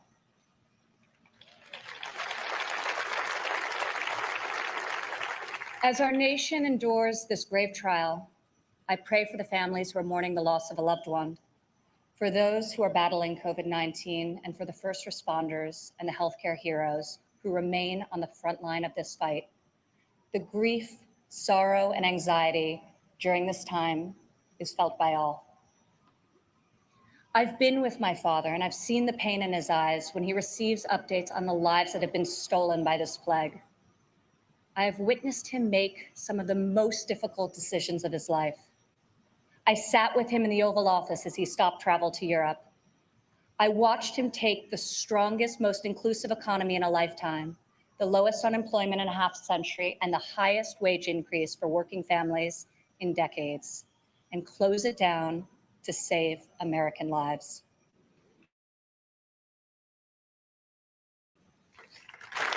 It is why our president rapidly mobilized the full force of government and the private sector to produce ventilators within weeks, to build the most robust testing system in the world, and to develop safe and effective treatments, and very, very soon a vaccine.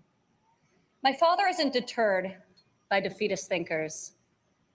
The word impossible, well, it only motivates him. Donald Trump rejects the cynical notion that this country's greatest achievements are behind us. He believes that nothing is beyond our reach and that the best is yet to come.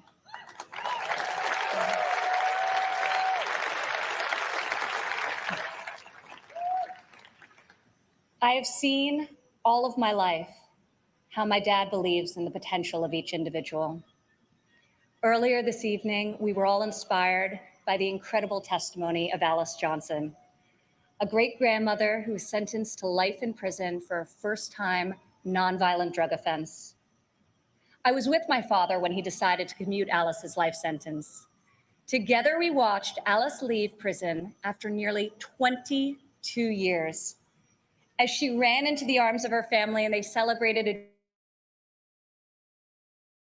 joyful reunion, I could see the emotion on his face. After a long silence, he looked at me and said, "Imagine how many people there are just like Alice." From that point on, he became a voice for those who had been unfairly silenced in our prison system.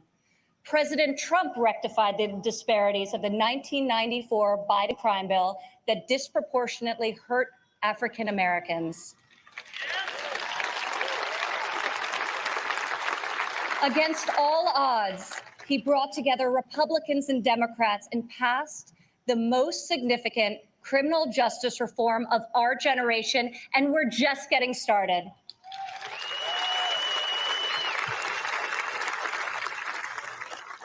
My father did not campaign on this issue. He tackled this injustice because he has a deep compassion for those who have been treated unfairly. More than rhetoric and political prose, the ability to build consensus and achieve bipartisan success will help heal our country's racial inequities and bring us forward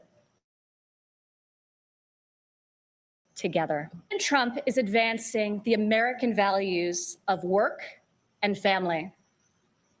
4 years ago in Cleveland, I said President Trump would deliver for working women. Last year, over 70% of all new jobs were secured by women.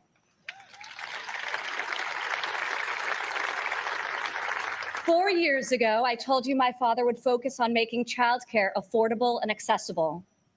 In President Trump's first term, we secured the largest ever increase for childcare funding, giving more than 800,000 low-income families great childcare at a cost they can afford.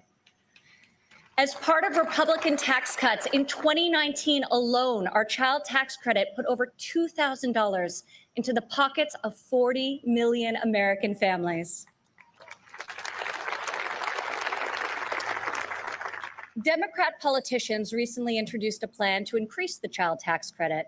Yet when I was fighting less than 3 years ago at the president's direction to get Congress to double the child tax credit, not a single Democrat voted to pass the law. We got it done anyway.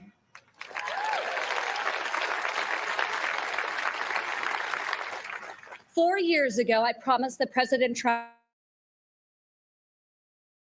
would support mothers' first year in office. He signed into law the first ever national paid leave tax credit.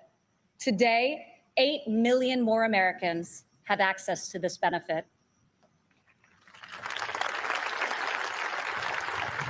4 years ago, I said that Americans needed an economy that permits people to rise again.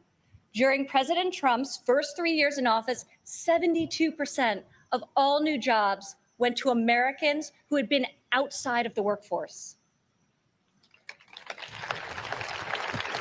4 years ago, I told you I would fight alongside my father, and 4 years later, here I am.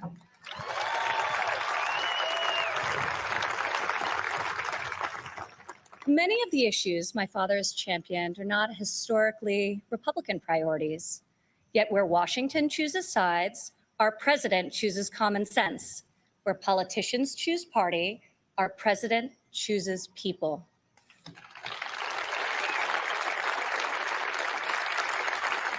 Since the day he took the oath of office, I've watched my father take on the failed policies of the past and do what no leader has done. Dramatic action to cut the cost of prescription drugs, despite fielding angry calls from the CEOs of nearly every major pharmaceutical company. Now, when we see attack ads paid for by Big Pharma, my dad smiles and says to me, "You know, we're doing something really right if they're hitting us so hard."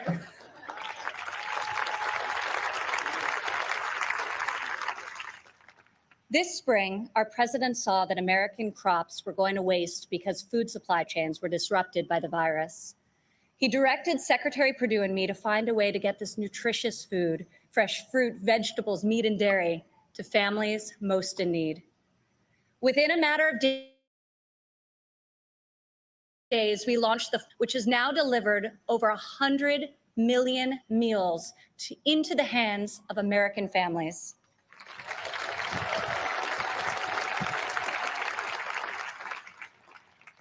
To protect the most vulnerable among us, I've worked alongside the president as he signed into law 9 pieces of legislation to combat the evil of human trafficking.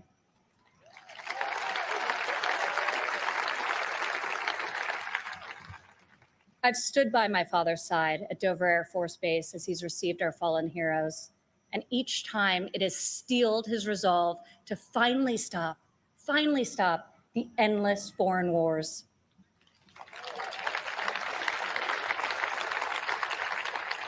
To change the paradigm in the Middle East, he took a fresh approach. I heard foreign leaders beg him not to move the American embassy to Jerusalem, yet he delivered on a promise also made and unfulfilled by past presidents because my father knew that it was the right thing to do. Defying all expectations, just weeks ago, he rewrote history again by making a peace agreement in the Middle East, the biggest breakthrough in a quarter century.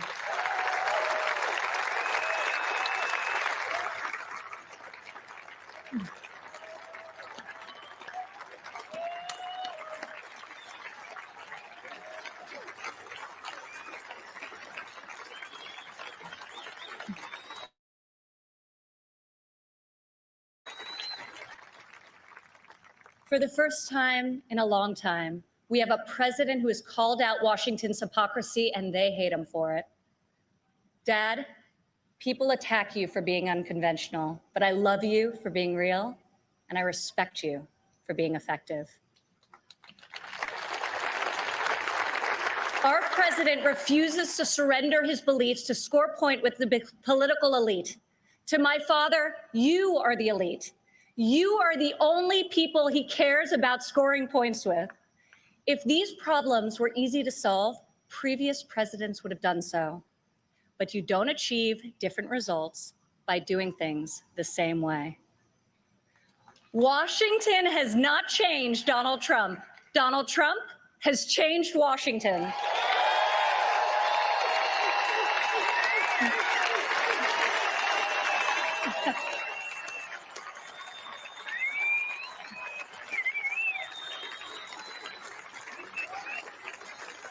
America doesn't need another empty vessel who will do whatever the media and the fringe of his party demands. Now more than ever, America needs 4 more years of a warrior in the White House.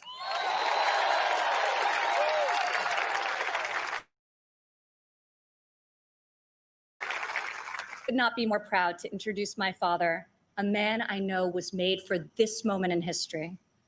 My fellow Americans, our First Lady, and the 45th President of the United States, Donald J. Trump.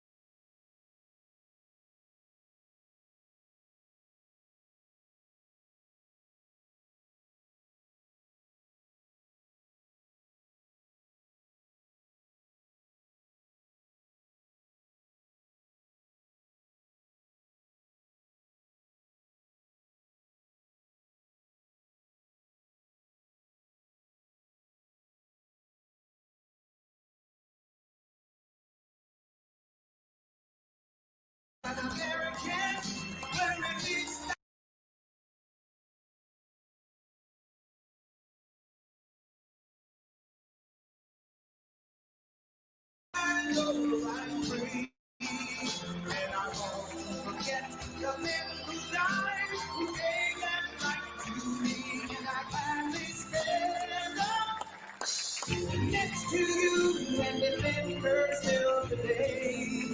'Cause there ain't no doubt I love this land. God bless the USA.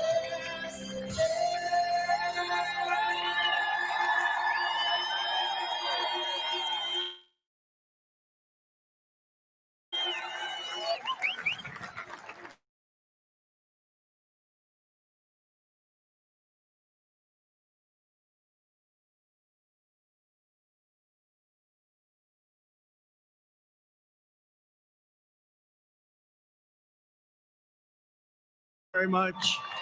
Thank you. Thank you very much. Friends, delegates, and distinguished guests, please. I stand before you tonight, honored by your support, proud of the extraordinary progress we have made together over the last 4 incredible years, and brimming with confidence in the bright future we will build for America over the next 4 years.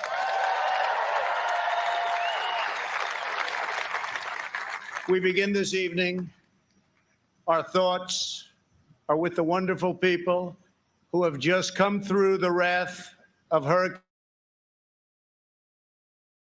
Laura, with state and local officials in Texas, Louisiana, Arkansas, Mississippi, sparing no effort to save lives. While the hurricane was fierce, one of the strongest to make landfall in 150 years, the casualties and damage were far less than thought possible only 24 hours ago. And this is due to the great work of FEMA, law enforcement, and the individual states. I will be going this weekend. And congratulations, thank you for that great job out there. We really appreciate it. We are one national family, and we will always protect, love, and care for each other. Here tonight are the people who have made my journey possible and filled my life with so much joy. For her incredible service to our nation and its children, I want to thank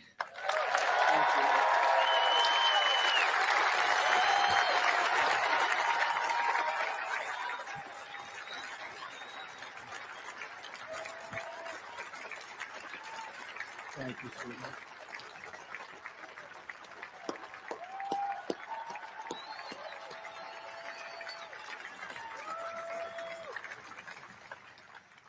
I also want to thank my amazing daughter, Ivanka, for that introduction, and to all of my children. Ivanka, please stand up. Great job. And to all of my children and grandchildren, I love you more than words can express. I know my brother Robert is looking down on us right now from heaven. He was a great brother and was very proud of the job we are all doing. Thank you. We love you, Robert.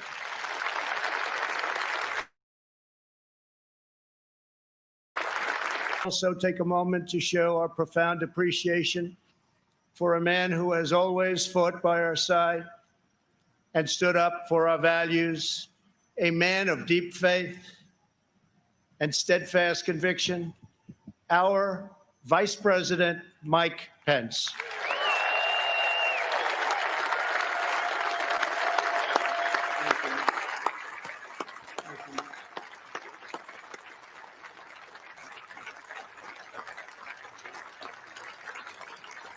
And Mike is joined by his beloved wife, a teacher, and military mom, Karen Pence. Thank you, Karen.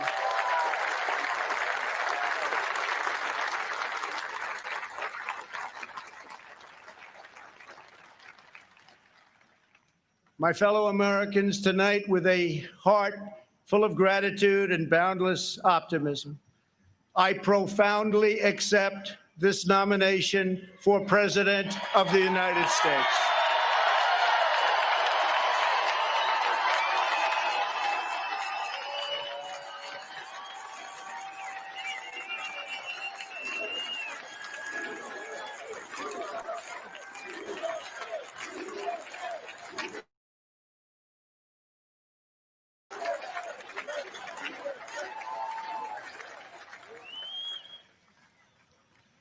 The Republican Party, the party of Abraham Lincoln, goes forward united, determined, and ready to welcome millions of Democrats, independents, and anyone who believes in the greatness of America and the righteous heart of the American people.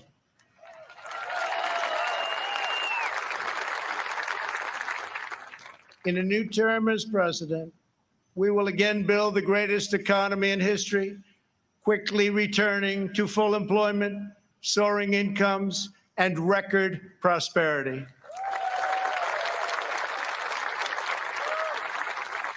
We will defend America against all threats and protect America against all dangers.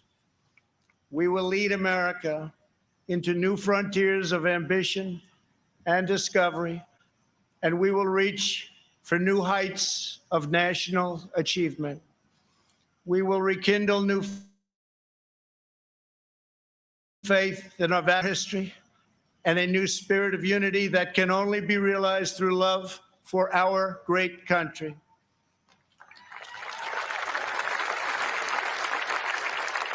Because we understand that America is not a land cloaked in darkness. America is the torch that enlightens the entire world.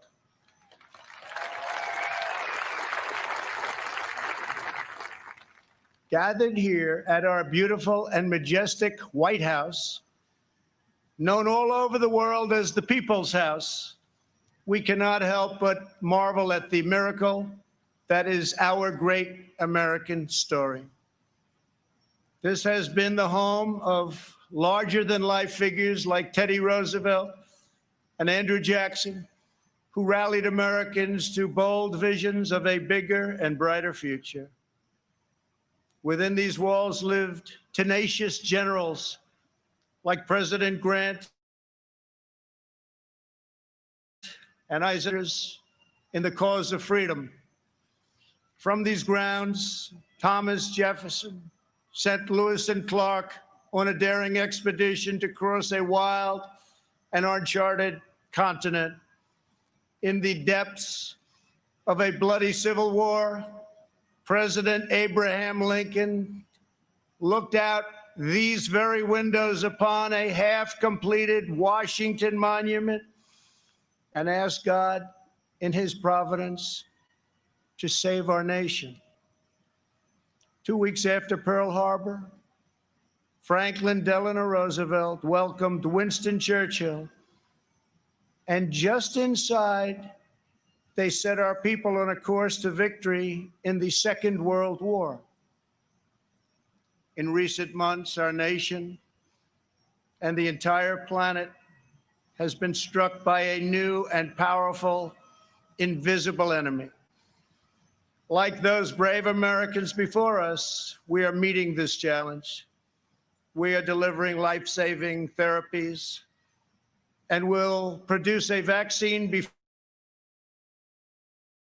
before the end of the year.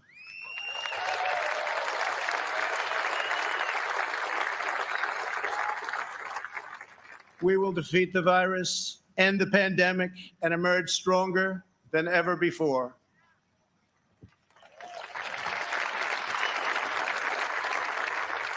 What united generations past was an unshakable confidence in America's destiny and an unbreakable faith in the American people.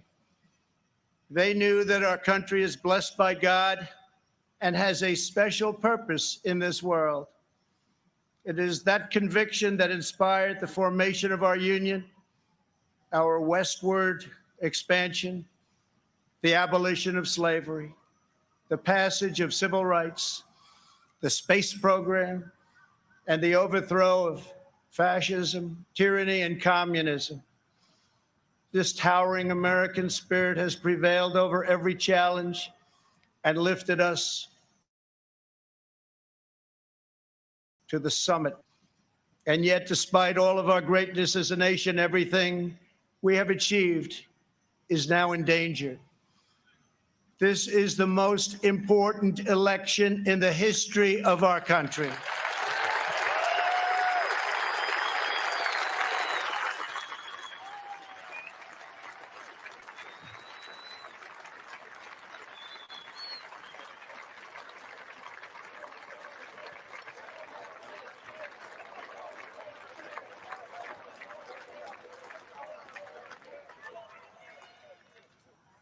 Thank you.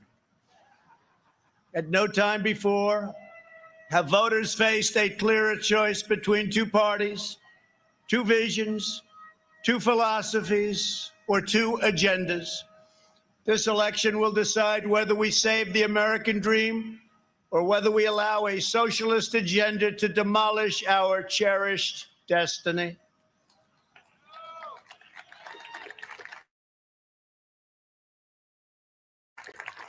millions of high-paying jobs, or whether we crush our industries and send millions of these jobs overseas, as has foolishly been done for many decades. Your vote will decide whether we protect law-abiding Americans or whether we give free rein to violent anarchists and agitators and criminals who threaten our citizens. And this election will decide whether we will defend the American way of life or whether we will allow a radical movement to completely dismantle and destroy it. That won't happen.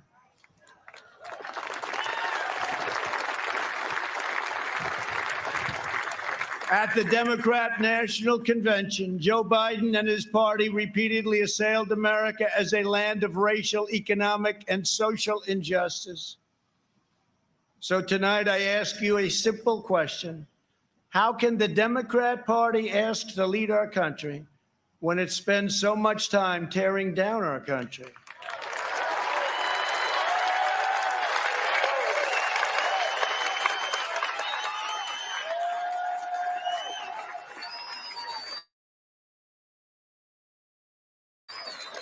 Left's backward view.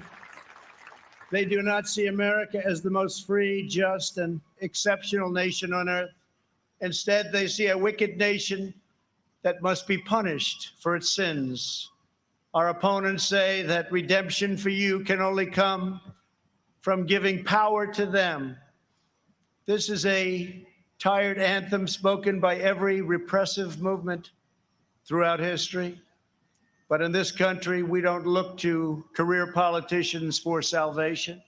In America, we don't turn to government to restore our souls. We put our faith in Almighty God.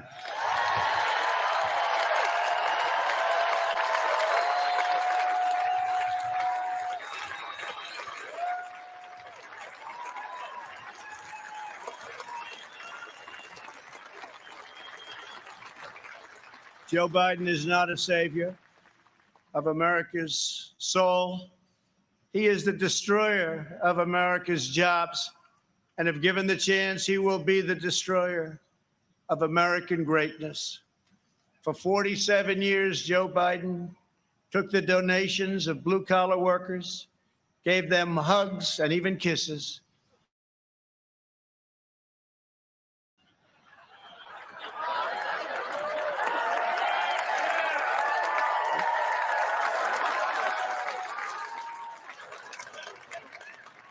And told them he felt their pain. And then he flew back to Washington and voted to ship our jobs to China and many other distant lands. Joe Biden spent his entire career outsourcing their dreams and the dreams of American workers, offshoring their jobs, opening their borders, and sending their sons and daughters to fight in endless foreign wars, wars that never ended. 4 years ago, I ran for president because I could not watch this betrayal of our country any longer. I could not sit by as career politicians of us on trade, borders, foreign policy, and national defense. Our NATO partners, as an example, were very far behind in their defense payments. But at my strong urging, they agreed to pay $130 billion more a year, the first time in over 20 years that they upped their payments.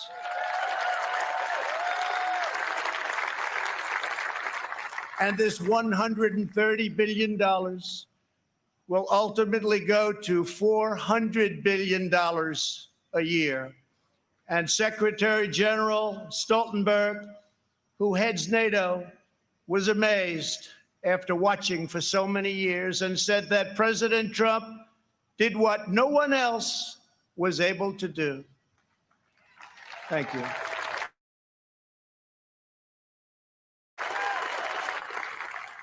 From the moment I left my former life behind, and it was a good life,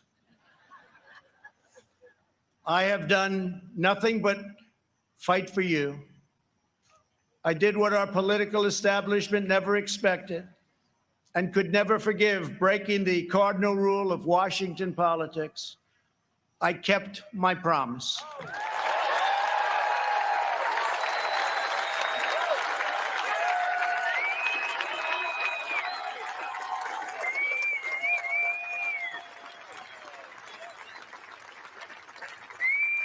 Together, we have ended the rule of the failed political class, and they are desperate to get their power back by any means necessary. You've seen that. They are angry at me because instead of putting them first, I very simply said, America first.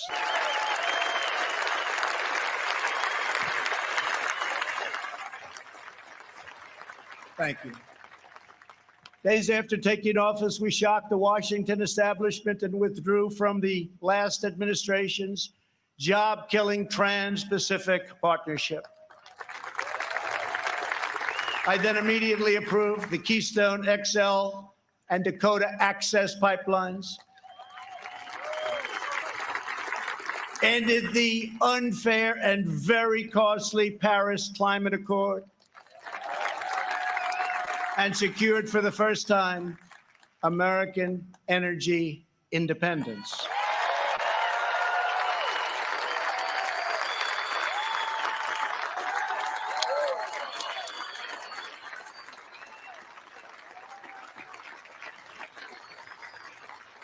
We passed record-setting tax at a rate nobody had ever seen before.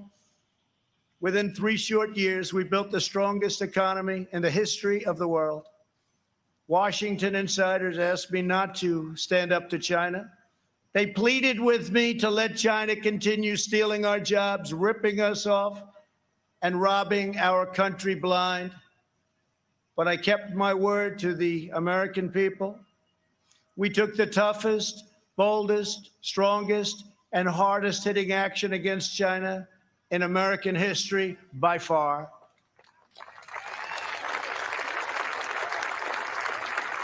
They said that it would be impossible to terminate and replace NAFTA. But again, they were wrong. Earlier this year, I ended the NAFTA nightmare and signed the brand new U.S.-Mexico-Canada agreement into law.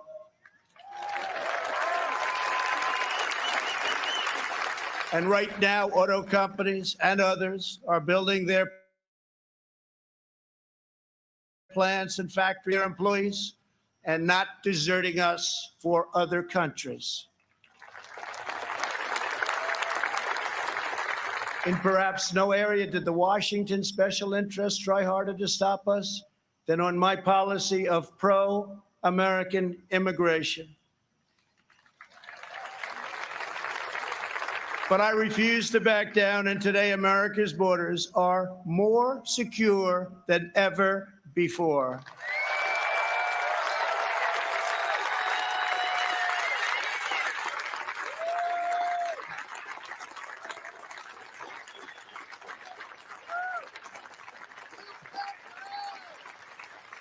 Thank you. We ended catch and release, stopped asylum fraud, took down human traffickers who prey on women and children, and we have deported 20,000 gang members, criminal aliens.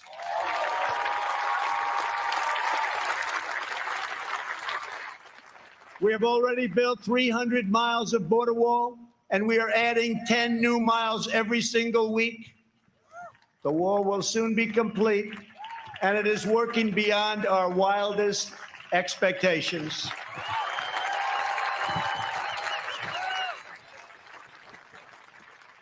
We are joined this evening by members of the Border Patrol Union representing our country's courageous border agents. Thank you very much for being here. Thank you. Brave, brave people.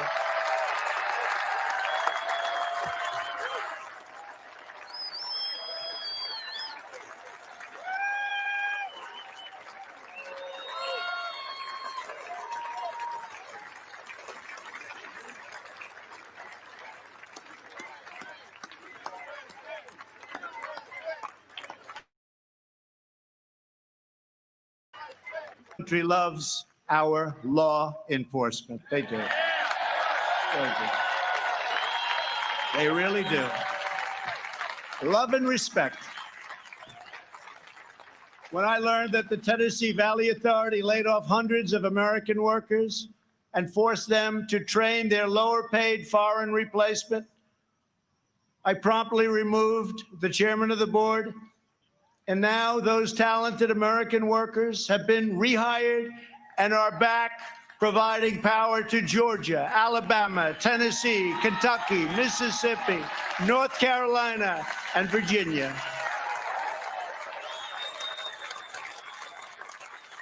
They have their old jobs back, and some are here with us this evening. Please stand. You went through a lot. Please stand. Thank you. Thank you very much. You've been through a lot. Thank you very much. I took on Big Pharma. You think that's easy? It's not. And signed orders that will massively lower the cost of your prescription drugs and give critically ill patients access to life-saving cures. We passed the decades-long-awaited right to try. Right to try.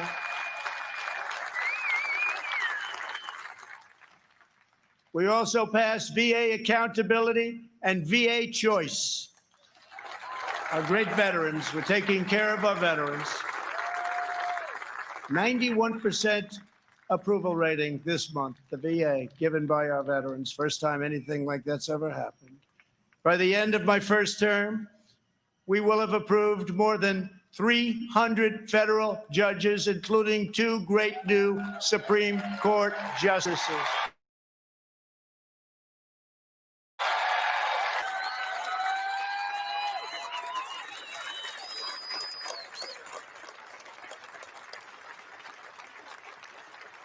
And to bring prosperity to our forgotten inner cities, we worked hard to pass historic criminal justice reform, prison reform, opportunity zones, and long-term funding of historically black colleges and universities. And before the China virus came in, produced the best unemployment numbers for African Americans, Hispanic Americans, and Asian Americans ever recorded.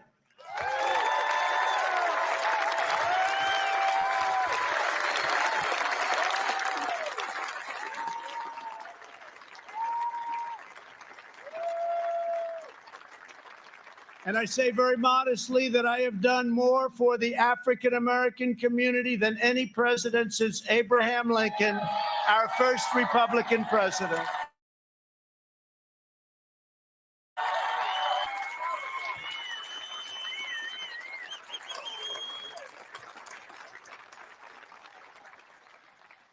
And I have done more in 3 years for the black community than Joe Biden has done in 47 years.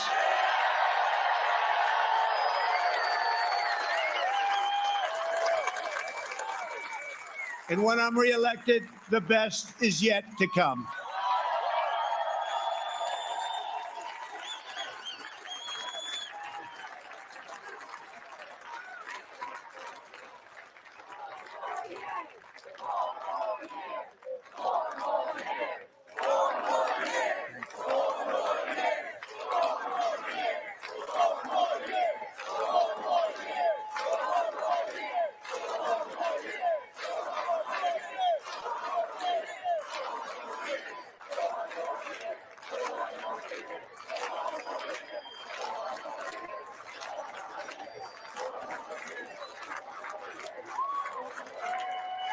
Thank you very much. When I took office, the Middle East was in total chaos. Iran was on the rise, and the war in Afghanistan had no end in sight. I withdrew from the terrible one-sided Iran nuclear deal. Unlike many presidents before me, I kept my promise, recognized Israel's true capital, and moved our embassy to Jerusalem.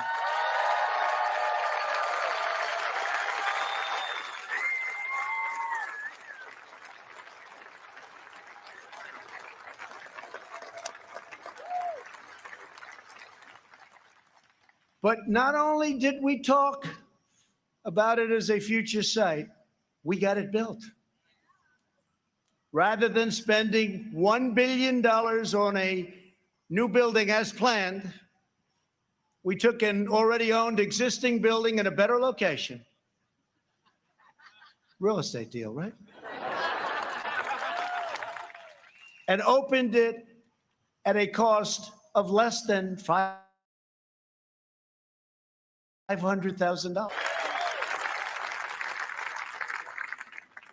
Many things like that government is doing right now. We also recognized Israeli sovereignty over the Golan Heights. And this month we achieved the first Middle East peace deal in 25 years. Thank you to UAE. Thank you to Israel.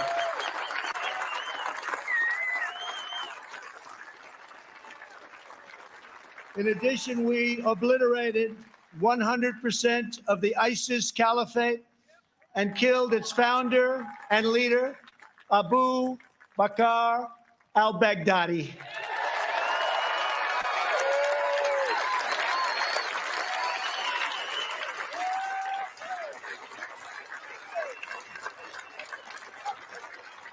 Then in a separate operation, we eliminated the world's #1 terrorist by far, Qasem Soleimani.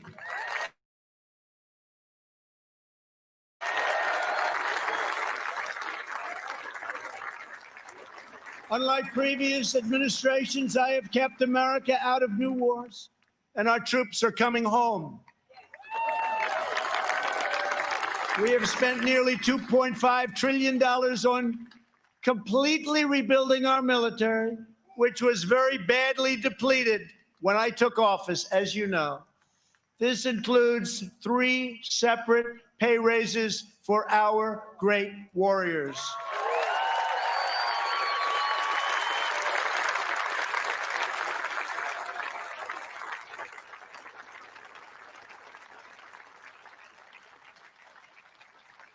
We also launched the Space Force, the first new branch of the United States military since the Air Force was created almost 75 years ago.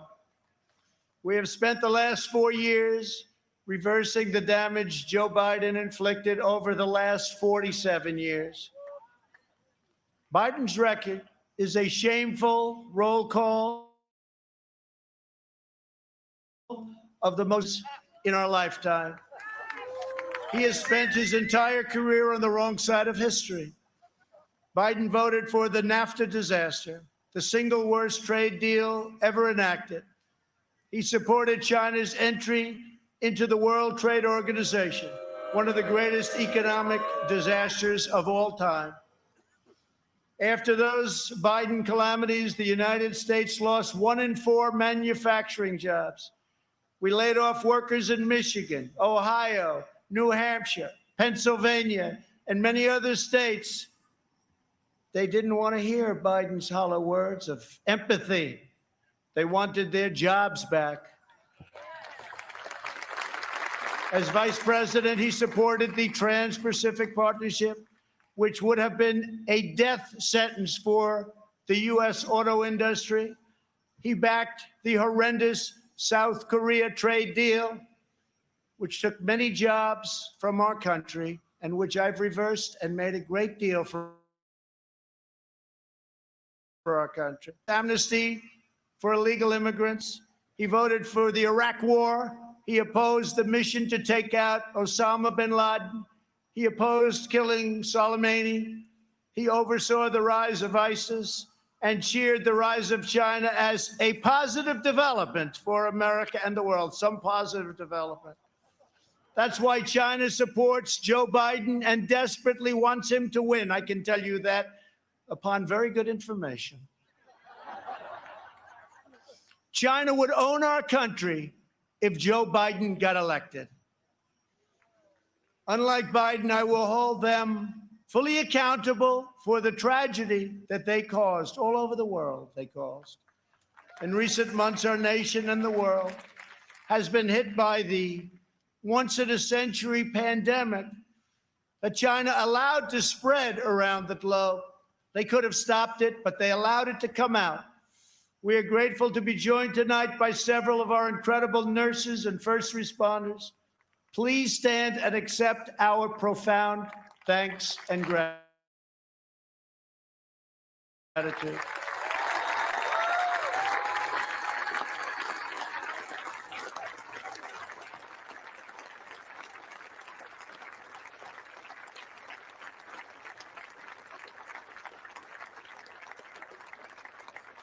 Many Americans, including me, have sadly lost friends and cherished loved ones to this horrible disease. As one nation, we mourn, we grieve, and we hold in our hearts forever the memories of all of those lives that have been so tragically taken, so unnecessary. In their honor, we will unite. In their memory, we will overcome. And when the China virus hit, we launched the largest national mobilization since World War II. Invoking the Defense Production Act, we produced the world's largest supply of ventilators. Not a single American who has needed a ventilator has been denied a ventilator, which is a miracle.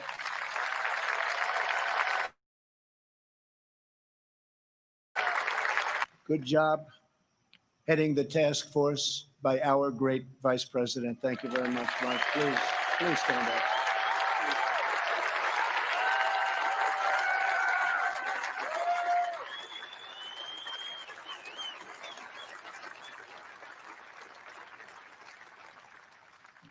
We shipped hundreds of millions of masks, gloves, and gowns to our frontline healthcare workers.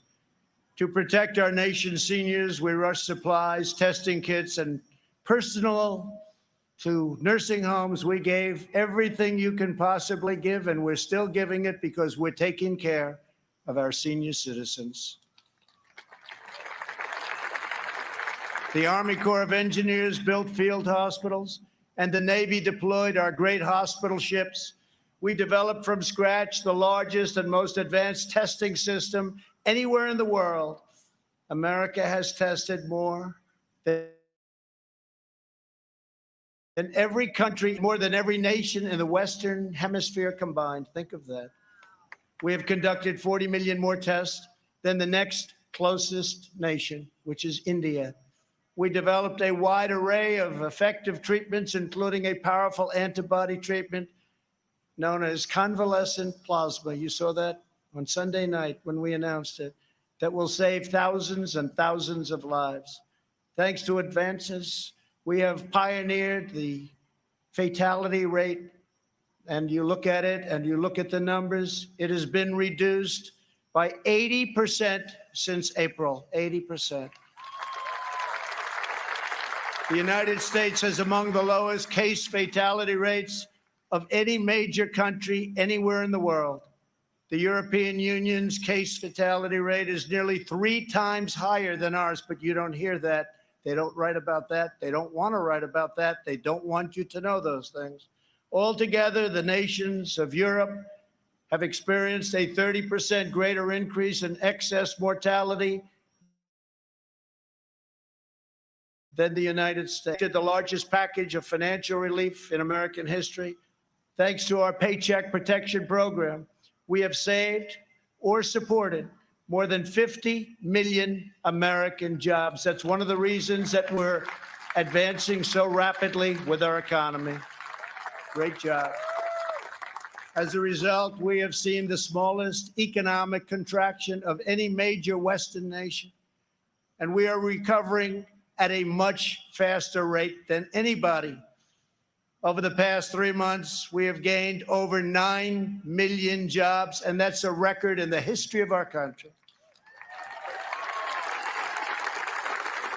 Unfortunately, from the beginning, our opponents have shown themselves capable of nothing but a partisan ability to criticize. When I took bold action to issue a travel ban on China very early indeed, Joe Biden called it hysterical and xenophobic. And then I introduced a ban on Europe very early again. If we had more Americans would have died. Instead of following the science, Joe Biden wants to inflict a painful shutdown on the entire country. His shutdown would inflict unthinkable and lasting harm on our nation's children, families, and citizens of all backgrounds. The cost of the Biden shutdown would be measured in increased drug overdoses, depression, alcohol addiction, suicides, heart attacks, economic devastation, job loss, and much more. Joe Biden's plan is not a solution to the virus, but rather it's a surrender to the virus.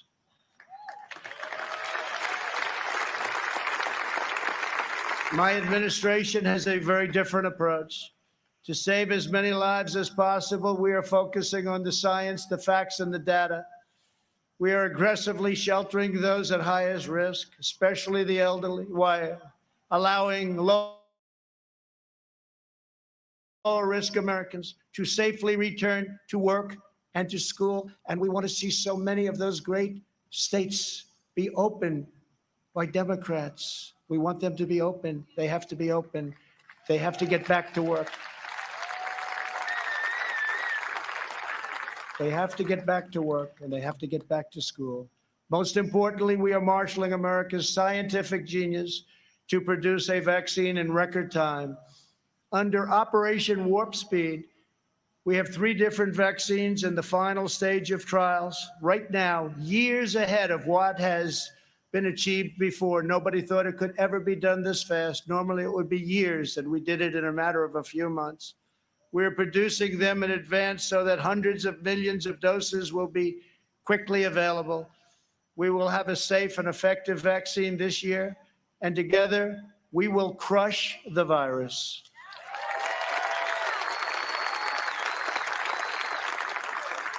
At the Democrat convention, you barely heard a word about their agenda, but that's not because they don't have one. It's because their agenda is the most extreme set of proposals ever put forward by a major party nominee. Joe Biden may claim he is an ally of the light, but when it comes to his agenda, Biden wants to keep us completely in the dark. He doesn't have a clue. He has pledged a $4 trillion tax hike on almost all American families, which will totally collapse our rapidly improving economy and once again, record stock markets that we have right now will also collapse. That means your 401ks, that means all of the stocks that you have. On the other hand, just as I did in my first term, I will cut taxes even further for hardworking moms and dads. I will not raise taxes. I will cut them, and very substantially. And we will also provide tax back to America, and we will impose tariffs on any company that leaves America to produce jobs overseas. We will make sure our companies and jobs stay in our country, as I've already been doing for quite some time, if you've noticed. Joe Biden's agenda is made in China. My agenda is made in the USA.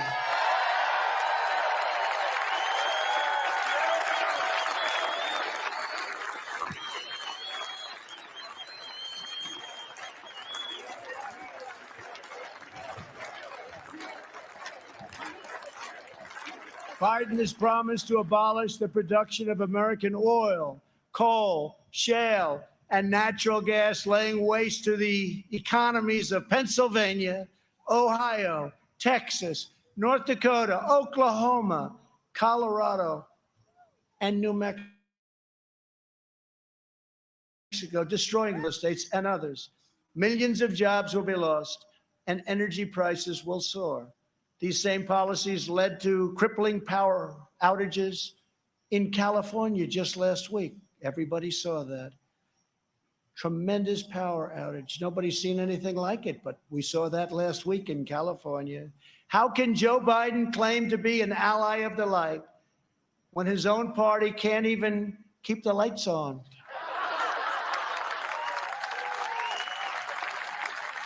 Joe Biden's campaign has even published a 110-page policy platform. You can't get away from this. Co-authored with far-left Senator Crazy Bernie Sanders. The Biden-Bernie manifesto calls for suspending all removals of illegal aliens, implementing nationwide catch and release, and providing illegal aliens with free taxpayer-funded lawyers. Everybody has a lawyer. We have a lawyer for you. That's what we need is more lawyers. Joe Biden recently raised his hand on the debate stage and promised to your giveaway, he was going to give it away, your health care dollars to illegal immigrants, which is going to bring massive number of immigrants into our country. Massive numbers will pour into our country in order to get all of the goodies that they want to give, education, health care, everything. He also supports deadly sanctuary cities that protect criminal aliens. He promised to end national security travel bans from jihadist nations, and he pledged to increase refugee admissions by 700%. This is in the manifesto. The Biden plan would eliminate America's borders in the middle of a global, and he's even talking about taking the wall down. How about that? Biden also vowed to oppose school choice and close all charter schools, ripping away the ladder of opportunity for Black and Hispanic children. In a second term, I will expand charter schools and provide school choice to every family in America.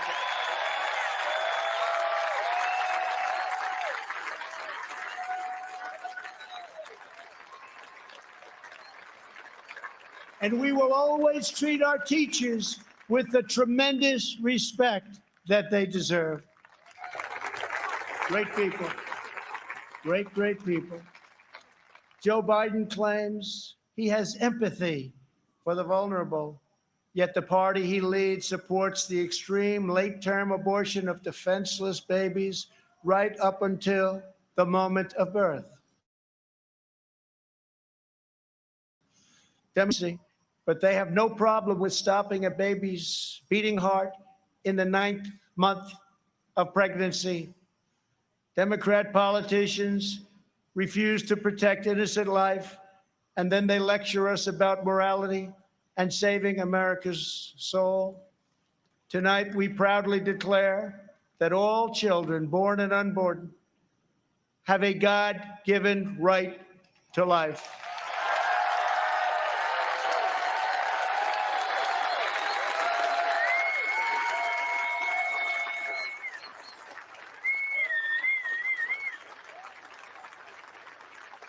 During the Democrat convention, the words "under God" were removed from the Pledge of Allegiance. Not once, but twice. We will never do that. But the fact is, this is where they're coming from. Like it or not, this is where they're coming from. If the left gains power, they will demolish the suburbs, confiscate your guns, and appoint justices who will wipe away your Second Amendment and other constitutional freedoms. Biden is a Trojan horse for socialism. If Joe Biden doesn't have the strength to stand up to wild-eyed Marxists like Bernie Sanders and his fellow radicals, and there are many, we see them all the time, it's incredible actually, then how is he ever going to stand up for you? He's not. The most dangerous aspect of the Biden platform is the attack on public safety. The Biden-Bernie manifesto calls for abolishing cash bail, immediately releasing 400,000 criminals onto the streets and into your neighborhoods. When asked if he supports cutting police funding, Joe Biden replied, yes, absolutely. When Congresswoman Ilhan Omar, police department, a cancer that is rotten to the root, Biden wouldn't disavow her support and reject her endorsement. He proudly displayed it shortly later on his website. Displayed it in big letters. Make no mistake, if you give power to Joe Biden, the radical left will defund police departments all across America. They will pass federal legislation to reduce law enforcement nationwide. They will make every city look like Democrat-run Portland, Oregon. No one will be safe in Biden's America. My administration will always stand with the men and women of law enforcement.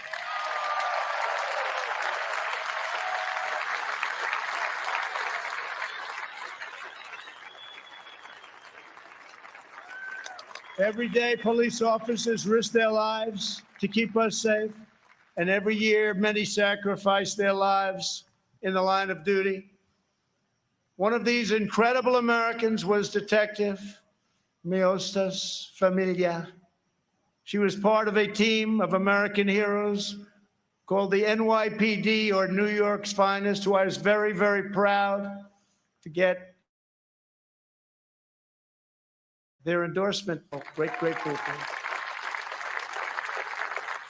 They were allowed to do their job. You'd have no crime in New York. Rudy Giuliani knows that better than anybody. Thank you, Rudy. 3 years ago, on the 4th of July weekend, Detective Familia was on duty in her vehicle when she was ambushed just after midnight and murdered by a monster who hated her purely for wearing the badge. Detective Familia was a single mom. She recently asked for the night shift so she could spend more time with her kids. 2 years ago, I stood in front of the U.S. Capitol alongside those beautiful children and held their grandmother's hand as they mourned their terrible loss, and we honored Detective Familia's extraordinary life. It was extraordinary. Detective Familia's 3 children are with us this evening. Genesis, Peter, Delilah, we are so grateful to have you here tonight. Thank you very much for coming. Thank you very much. Thank you very much.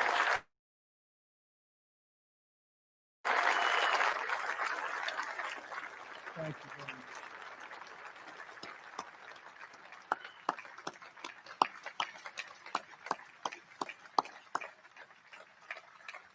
I promise you that we will treasure your mom in our memories forever. We must remember that the overwhelming majority of police officers in this country, and that's the overwhelming majority, are noble, courageous, and honorable. We have to give law enforcement, our police, back their power. They are afraid to act. They are afraid to lose their pension. They are afraid to lose their jobs. And by being afraid, they are not able to do the job that they so desperately want to do for you. And those who suffer most are the great people who they protect and who they want to protect at an even higher level. When there is police misconduct, the justice system must hold wrongdoers fully and completely accountable, and it will. But when we can never have a situation where things are going on as they are today, we can never allow mob rule. In the strongest possible terms, the Republican Party condemns the rioting, looting, arson, and violence we have seen in Democrat-run cities all, like Kenosha, Minneapolis, Portland, Chicago, and New York, and many others, Democrat-run. There is violence and danger in the streets of many Democrat-run cities throughout America. This problem could easily be fixed if they wanted to. Just call. We're ready to go in. We'll take care of your problem in a matter of hours. Just call. We have to wait for the call. It's too bad we have to, but we have to wait for the call. We must always have law and order. All federal crimes are being investigated, prosecuted, and punished to the fullest extent of the law. When the anarchists started ripping down our statues and monuments right outside, I signed an order immediately, 10 years in prison. And it was a miracle. It all stopped. No more statues. They said, that's just too long as they looked at a statue. I think we'll rip it down. Then they said 10 years in prison. I think that's too long. Let's go home. During their convention, Joe Biden and his supporters remained completely silent about the rioters and criminals spreading mayhem in Democrat-run cities. They never even mentioned it during their entire convention, never once mentioned. Now they're starting to mention it because their poll numbers are going down like a rocket. It's too late, Joe. In the face of left-wing anarchy and mayhem in Minneapolis, Chicago, and other cities, Joe Biden's campaign did not condemn it. They donated to it.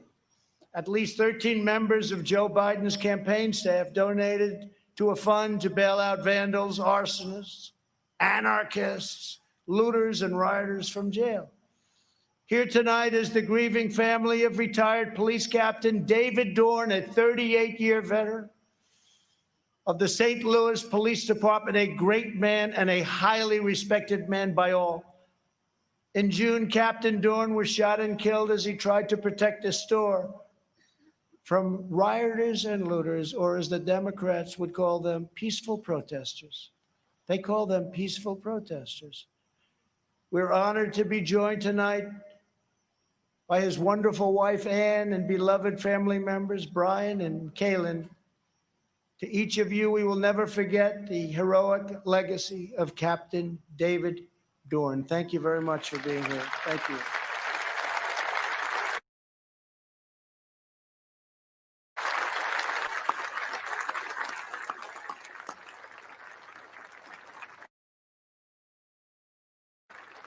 Thank you. As long as I am president, we will defend the absolute right of every American citizen to live in security, dignity, and peace. If the Democrat Party wants to stand with anarchists, agitators, rioters, looters, and flag burners, that is up to them. But I, as your president, will not be a part of it. The Republican Party will remain the voice of the patriotic heroes who keep America safe and salute the American flag.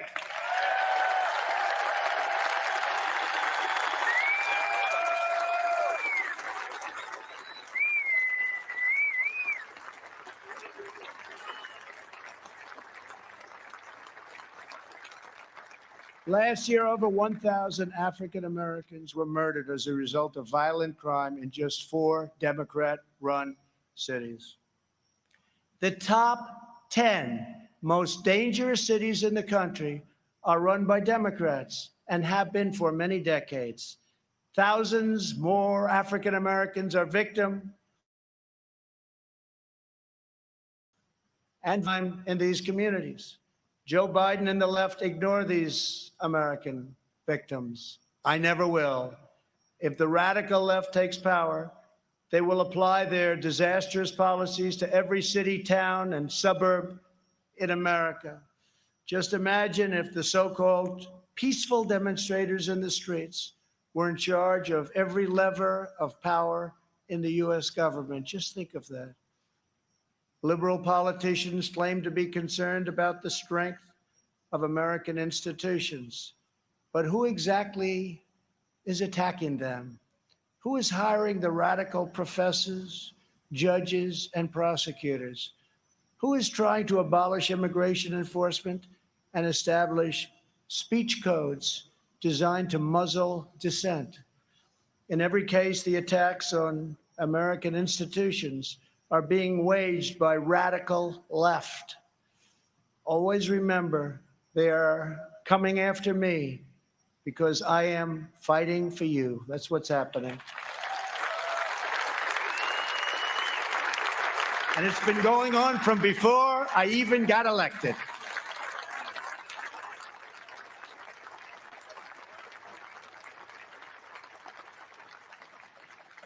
And remember this, they spied on my campaign and they got caught.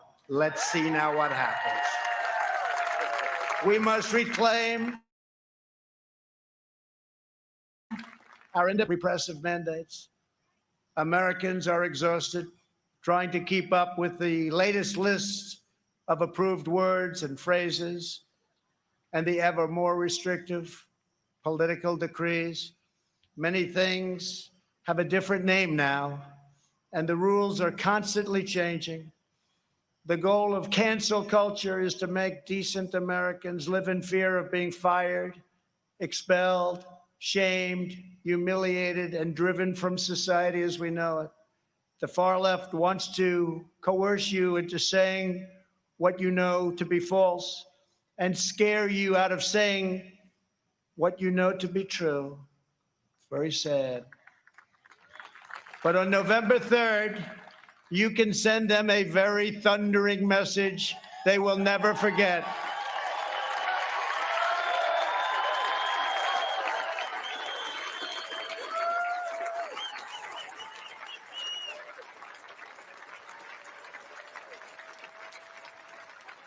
Thank you.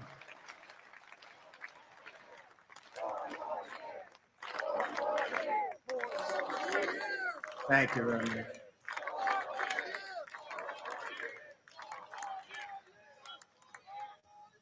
Joe Biden takes his marching orders from liberal hypocrites who drive their cities into the ground while fleeing far from the scene of the wreckage. These same liberals want to eliminate school choice while they enroll their children in the finest private schools in the land. They want to open our borders while living in Waldorf compounds and communities in the best neighborhoods in the world. They want to defund the police while they have armed guards for themselves. This November, we must turn the page forever on this failed political class. The fact is, I'm here. What's the name of that building?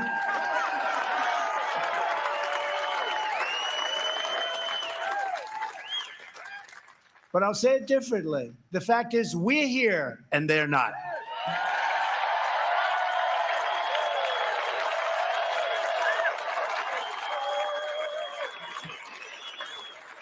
To me, one of the most beautiful buildings anywhere in the world, and it's not a building, it's a home as far as I'm concerned. Not even a house, it's a home. It's a wonderful place with an incredible history. But it's all because of you.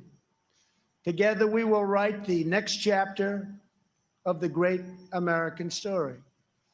Over the next 4 years, we will make America into the manufacturing superpower of the world. Thank you, Tim Scott. Bring home our medical supply chains, and we will end our resilience for bad things. We will go right after China. We will not rely on them one bit. We're taking our business out of China. We are bringing it home. We want our business to come home. We will continue to reduce taxes and regulations at levels not seen before. We will create 10 million jobs in the next 10 months, and it'll be higher than that. We will hire more police, increase penalties for assaults on law enforcement, and surge federal prosecutors into high-crime communities. We will ban deadly sanctuary cities and ensure that federal health care is protected for American citizens, not for illegal aliens. We will have strong borders, and I've said for years, without borders, we don't have a country. Strike down terrorists who threaten our people and keep America out of endless and costly foreign wars. We will appoint prosecutors, judges, justices who believe in enforcing the law, not enforcing their own political agenda. which is illegal. We will ensure equal justice for citizens of every race, religion, color, and creed. We will uphold your religious liberty and defend your Second Amendment right to keep and bear arms.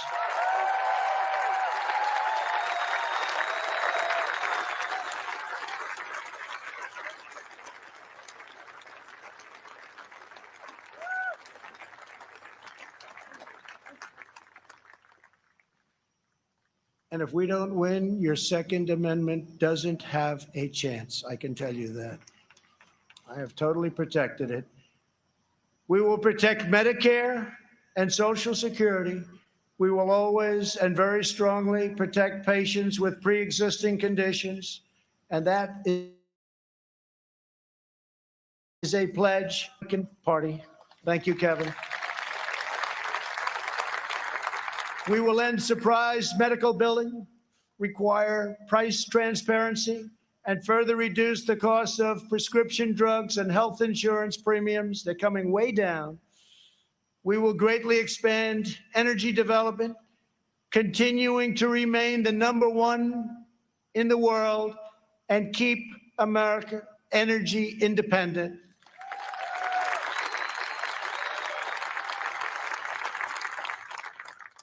And for those of you that still drive a car, look how low your gasoline bill is. You haven't seen that in a long time.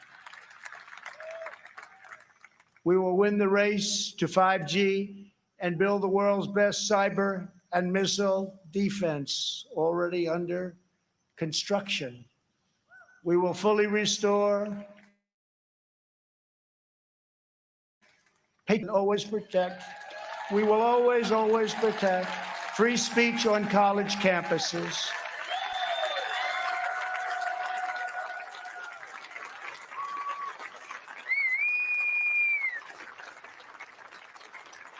And we put a very big penalty in. If they do anything having to do with your free speech, colleges have to pay a tremendous, tremendous financial penalty. And again, it's amazing how open they've been lately. We will launch a new age of American ambition in space. America will land the first woman on the moon, and the United States will be the first nation to plant its beautiful flag on Mars. This is the unifying national agenda that will bring our country together. So tonight I say to all Americans, this is the most important election in the history of our country. There has never been such a difference between two parties or two individuals in ideology, philosophy, or vision than there is right now. America is a depraved nation. We want our sons and daughters to know the truth. America is the greatest and most exceptional nation in the history of the world.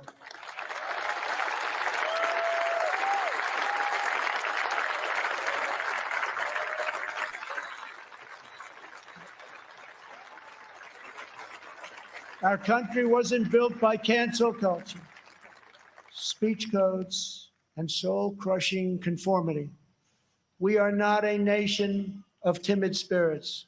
We are a nation of fierce, proud, and independent American patriots. We're a nation of pilgrims, pioneers, adventurers, explorers, and trailblazers who refuse to be tied down, held back, or in any way reined in. Americans have steel in their spines, grit in their souls, and fire in their hearts. There is no one like us on earth. I want every child in America to know that you are part of the most exciting and incredible adventure in human history.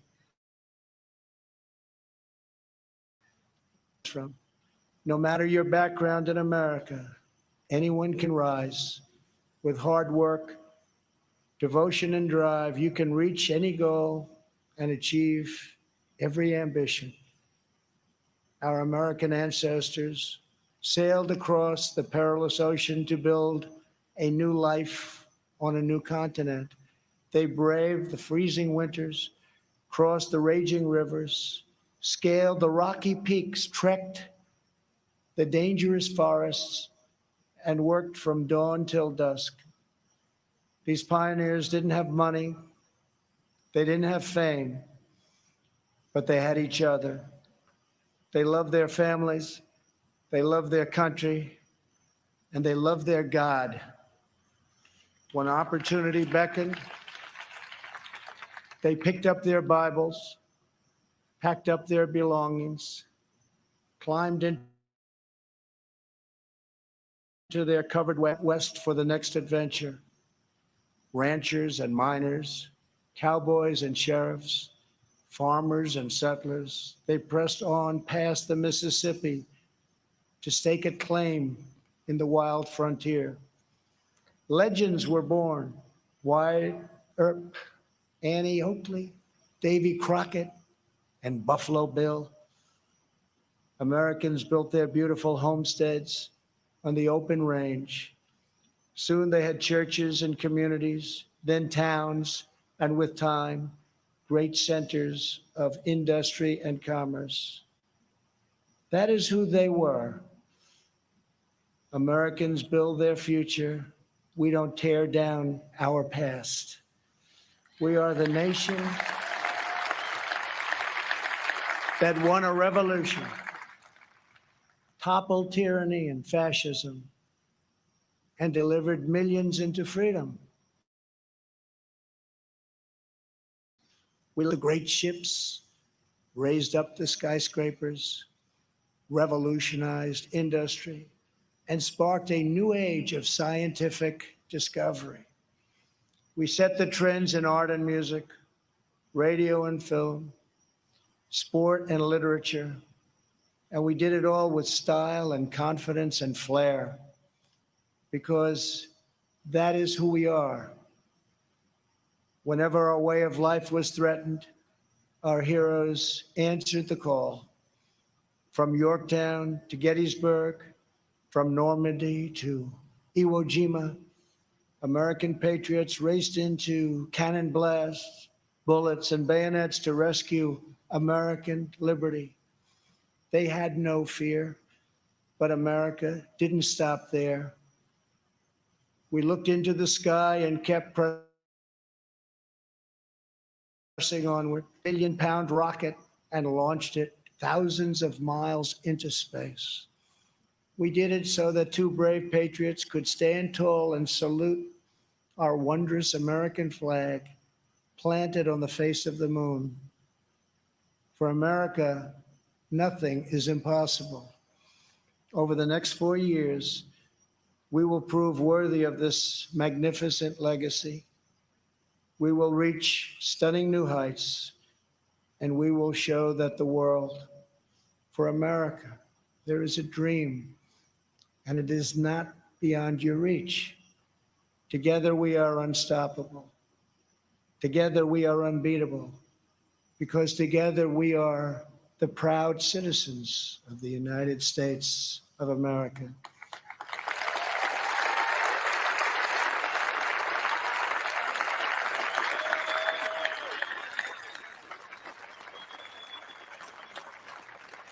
And on November 3rd, we will make America safer. We will make America stronger. We will make America proud. We'll make America greater than ever before. I am very, very proud to be the nominee of the Republican Party. I love you all. God bless you, and God bless America. Thank you very much.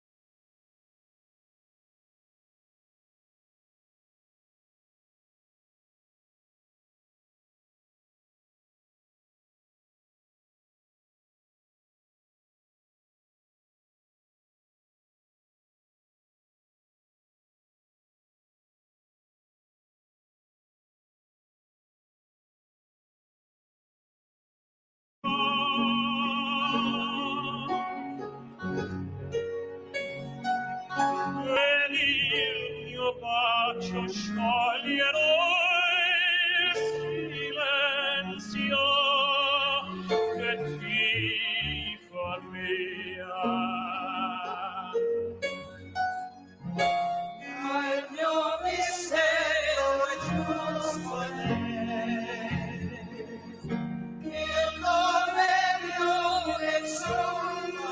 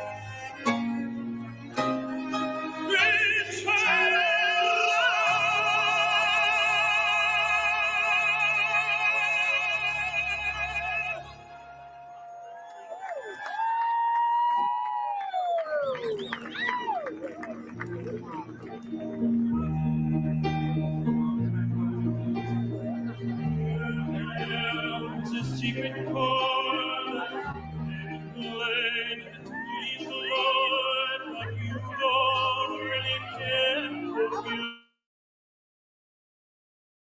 for music. It goes like this: the fourth, the fifth, the minor fall, the major lift, the baffled king composing hallelujah. Hallelujah, hallelujah,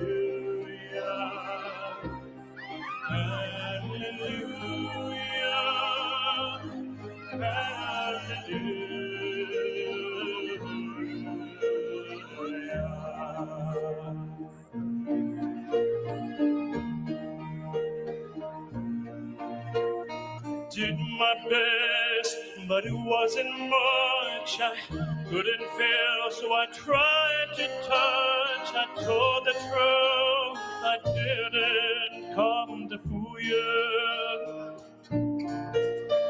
And even though it all went wrong, I stand before the Lord of Sun with nothing on my tongue but hallelujah, hallelujah, hallelujah,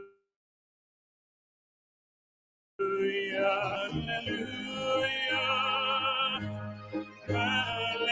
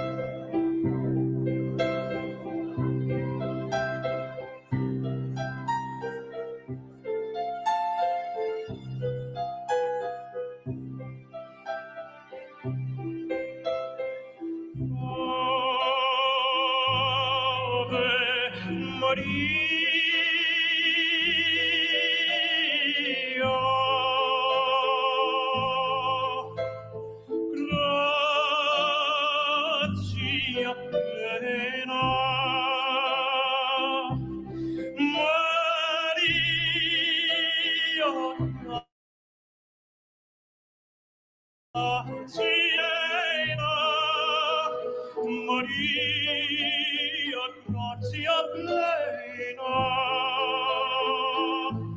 ave, ave Dominos,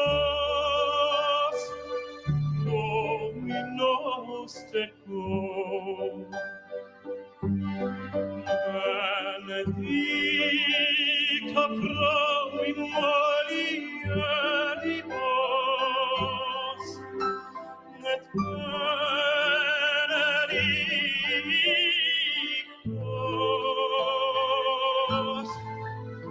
et benedictus fructus ventris, ventris tui,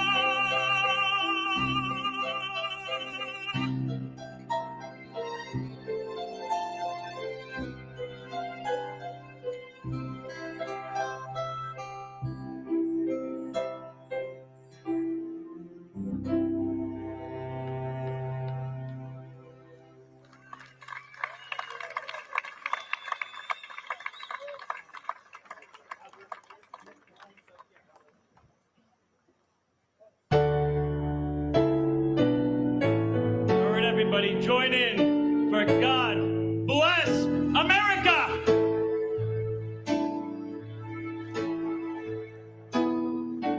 God bless America. When that oil Lord stand beside her and guide her through the night with light from the mountains to the prairies, to the ocean, wide with love. God bless America, my home sweetheart. God bless America, my home so sweet.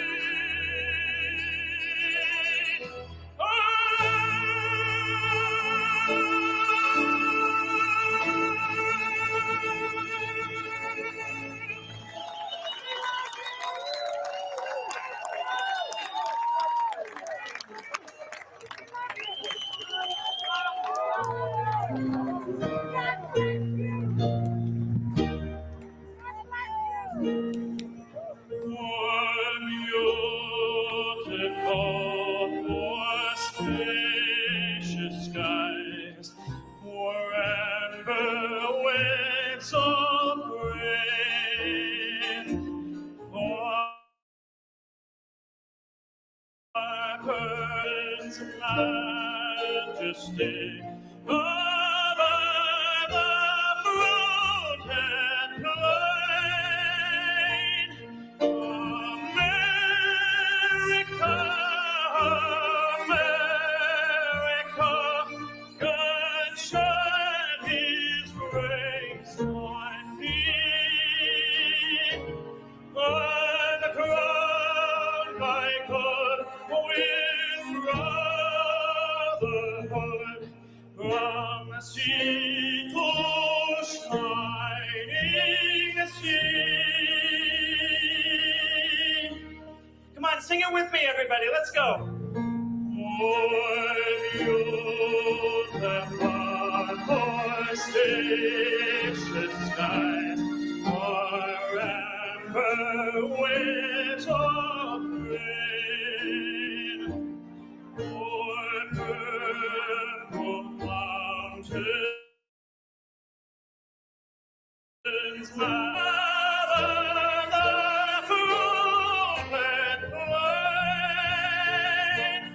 America,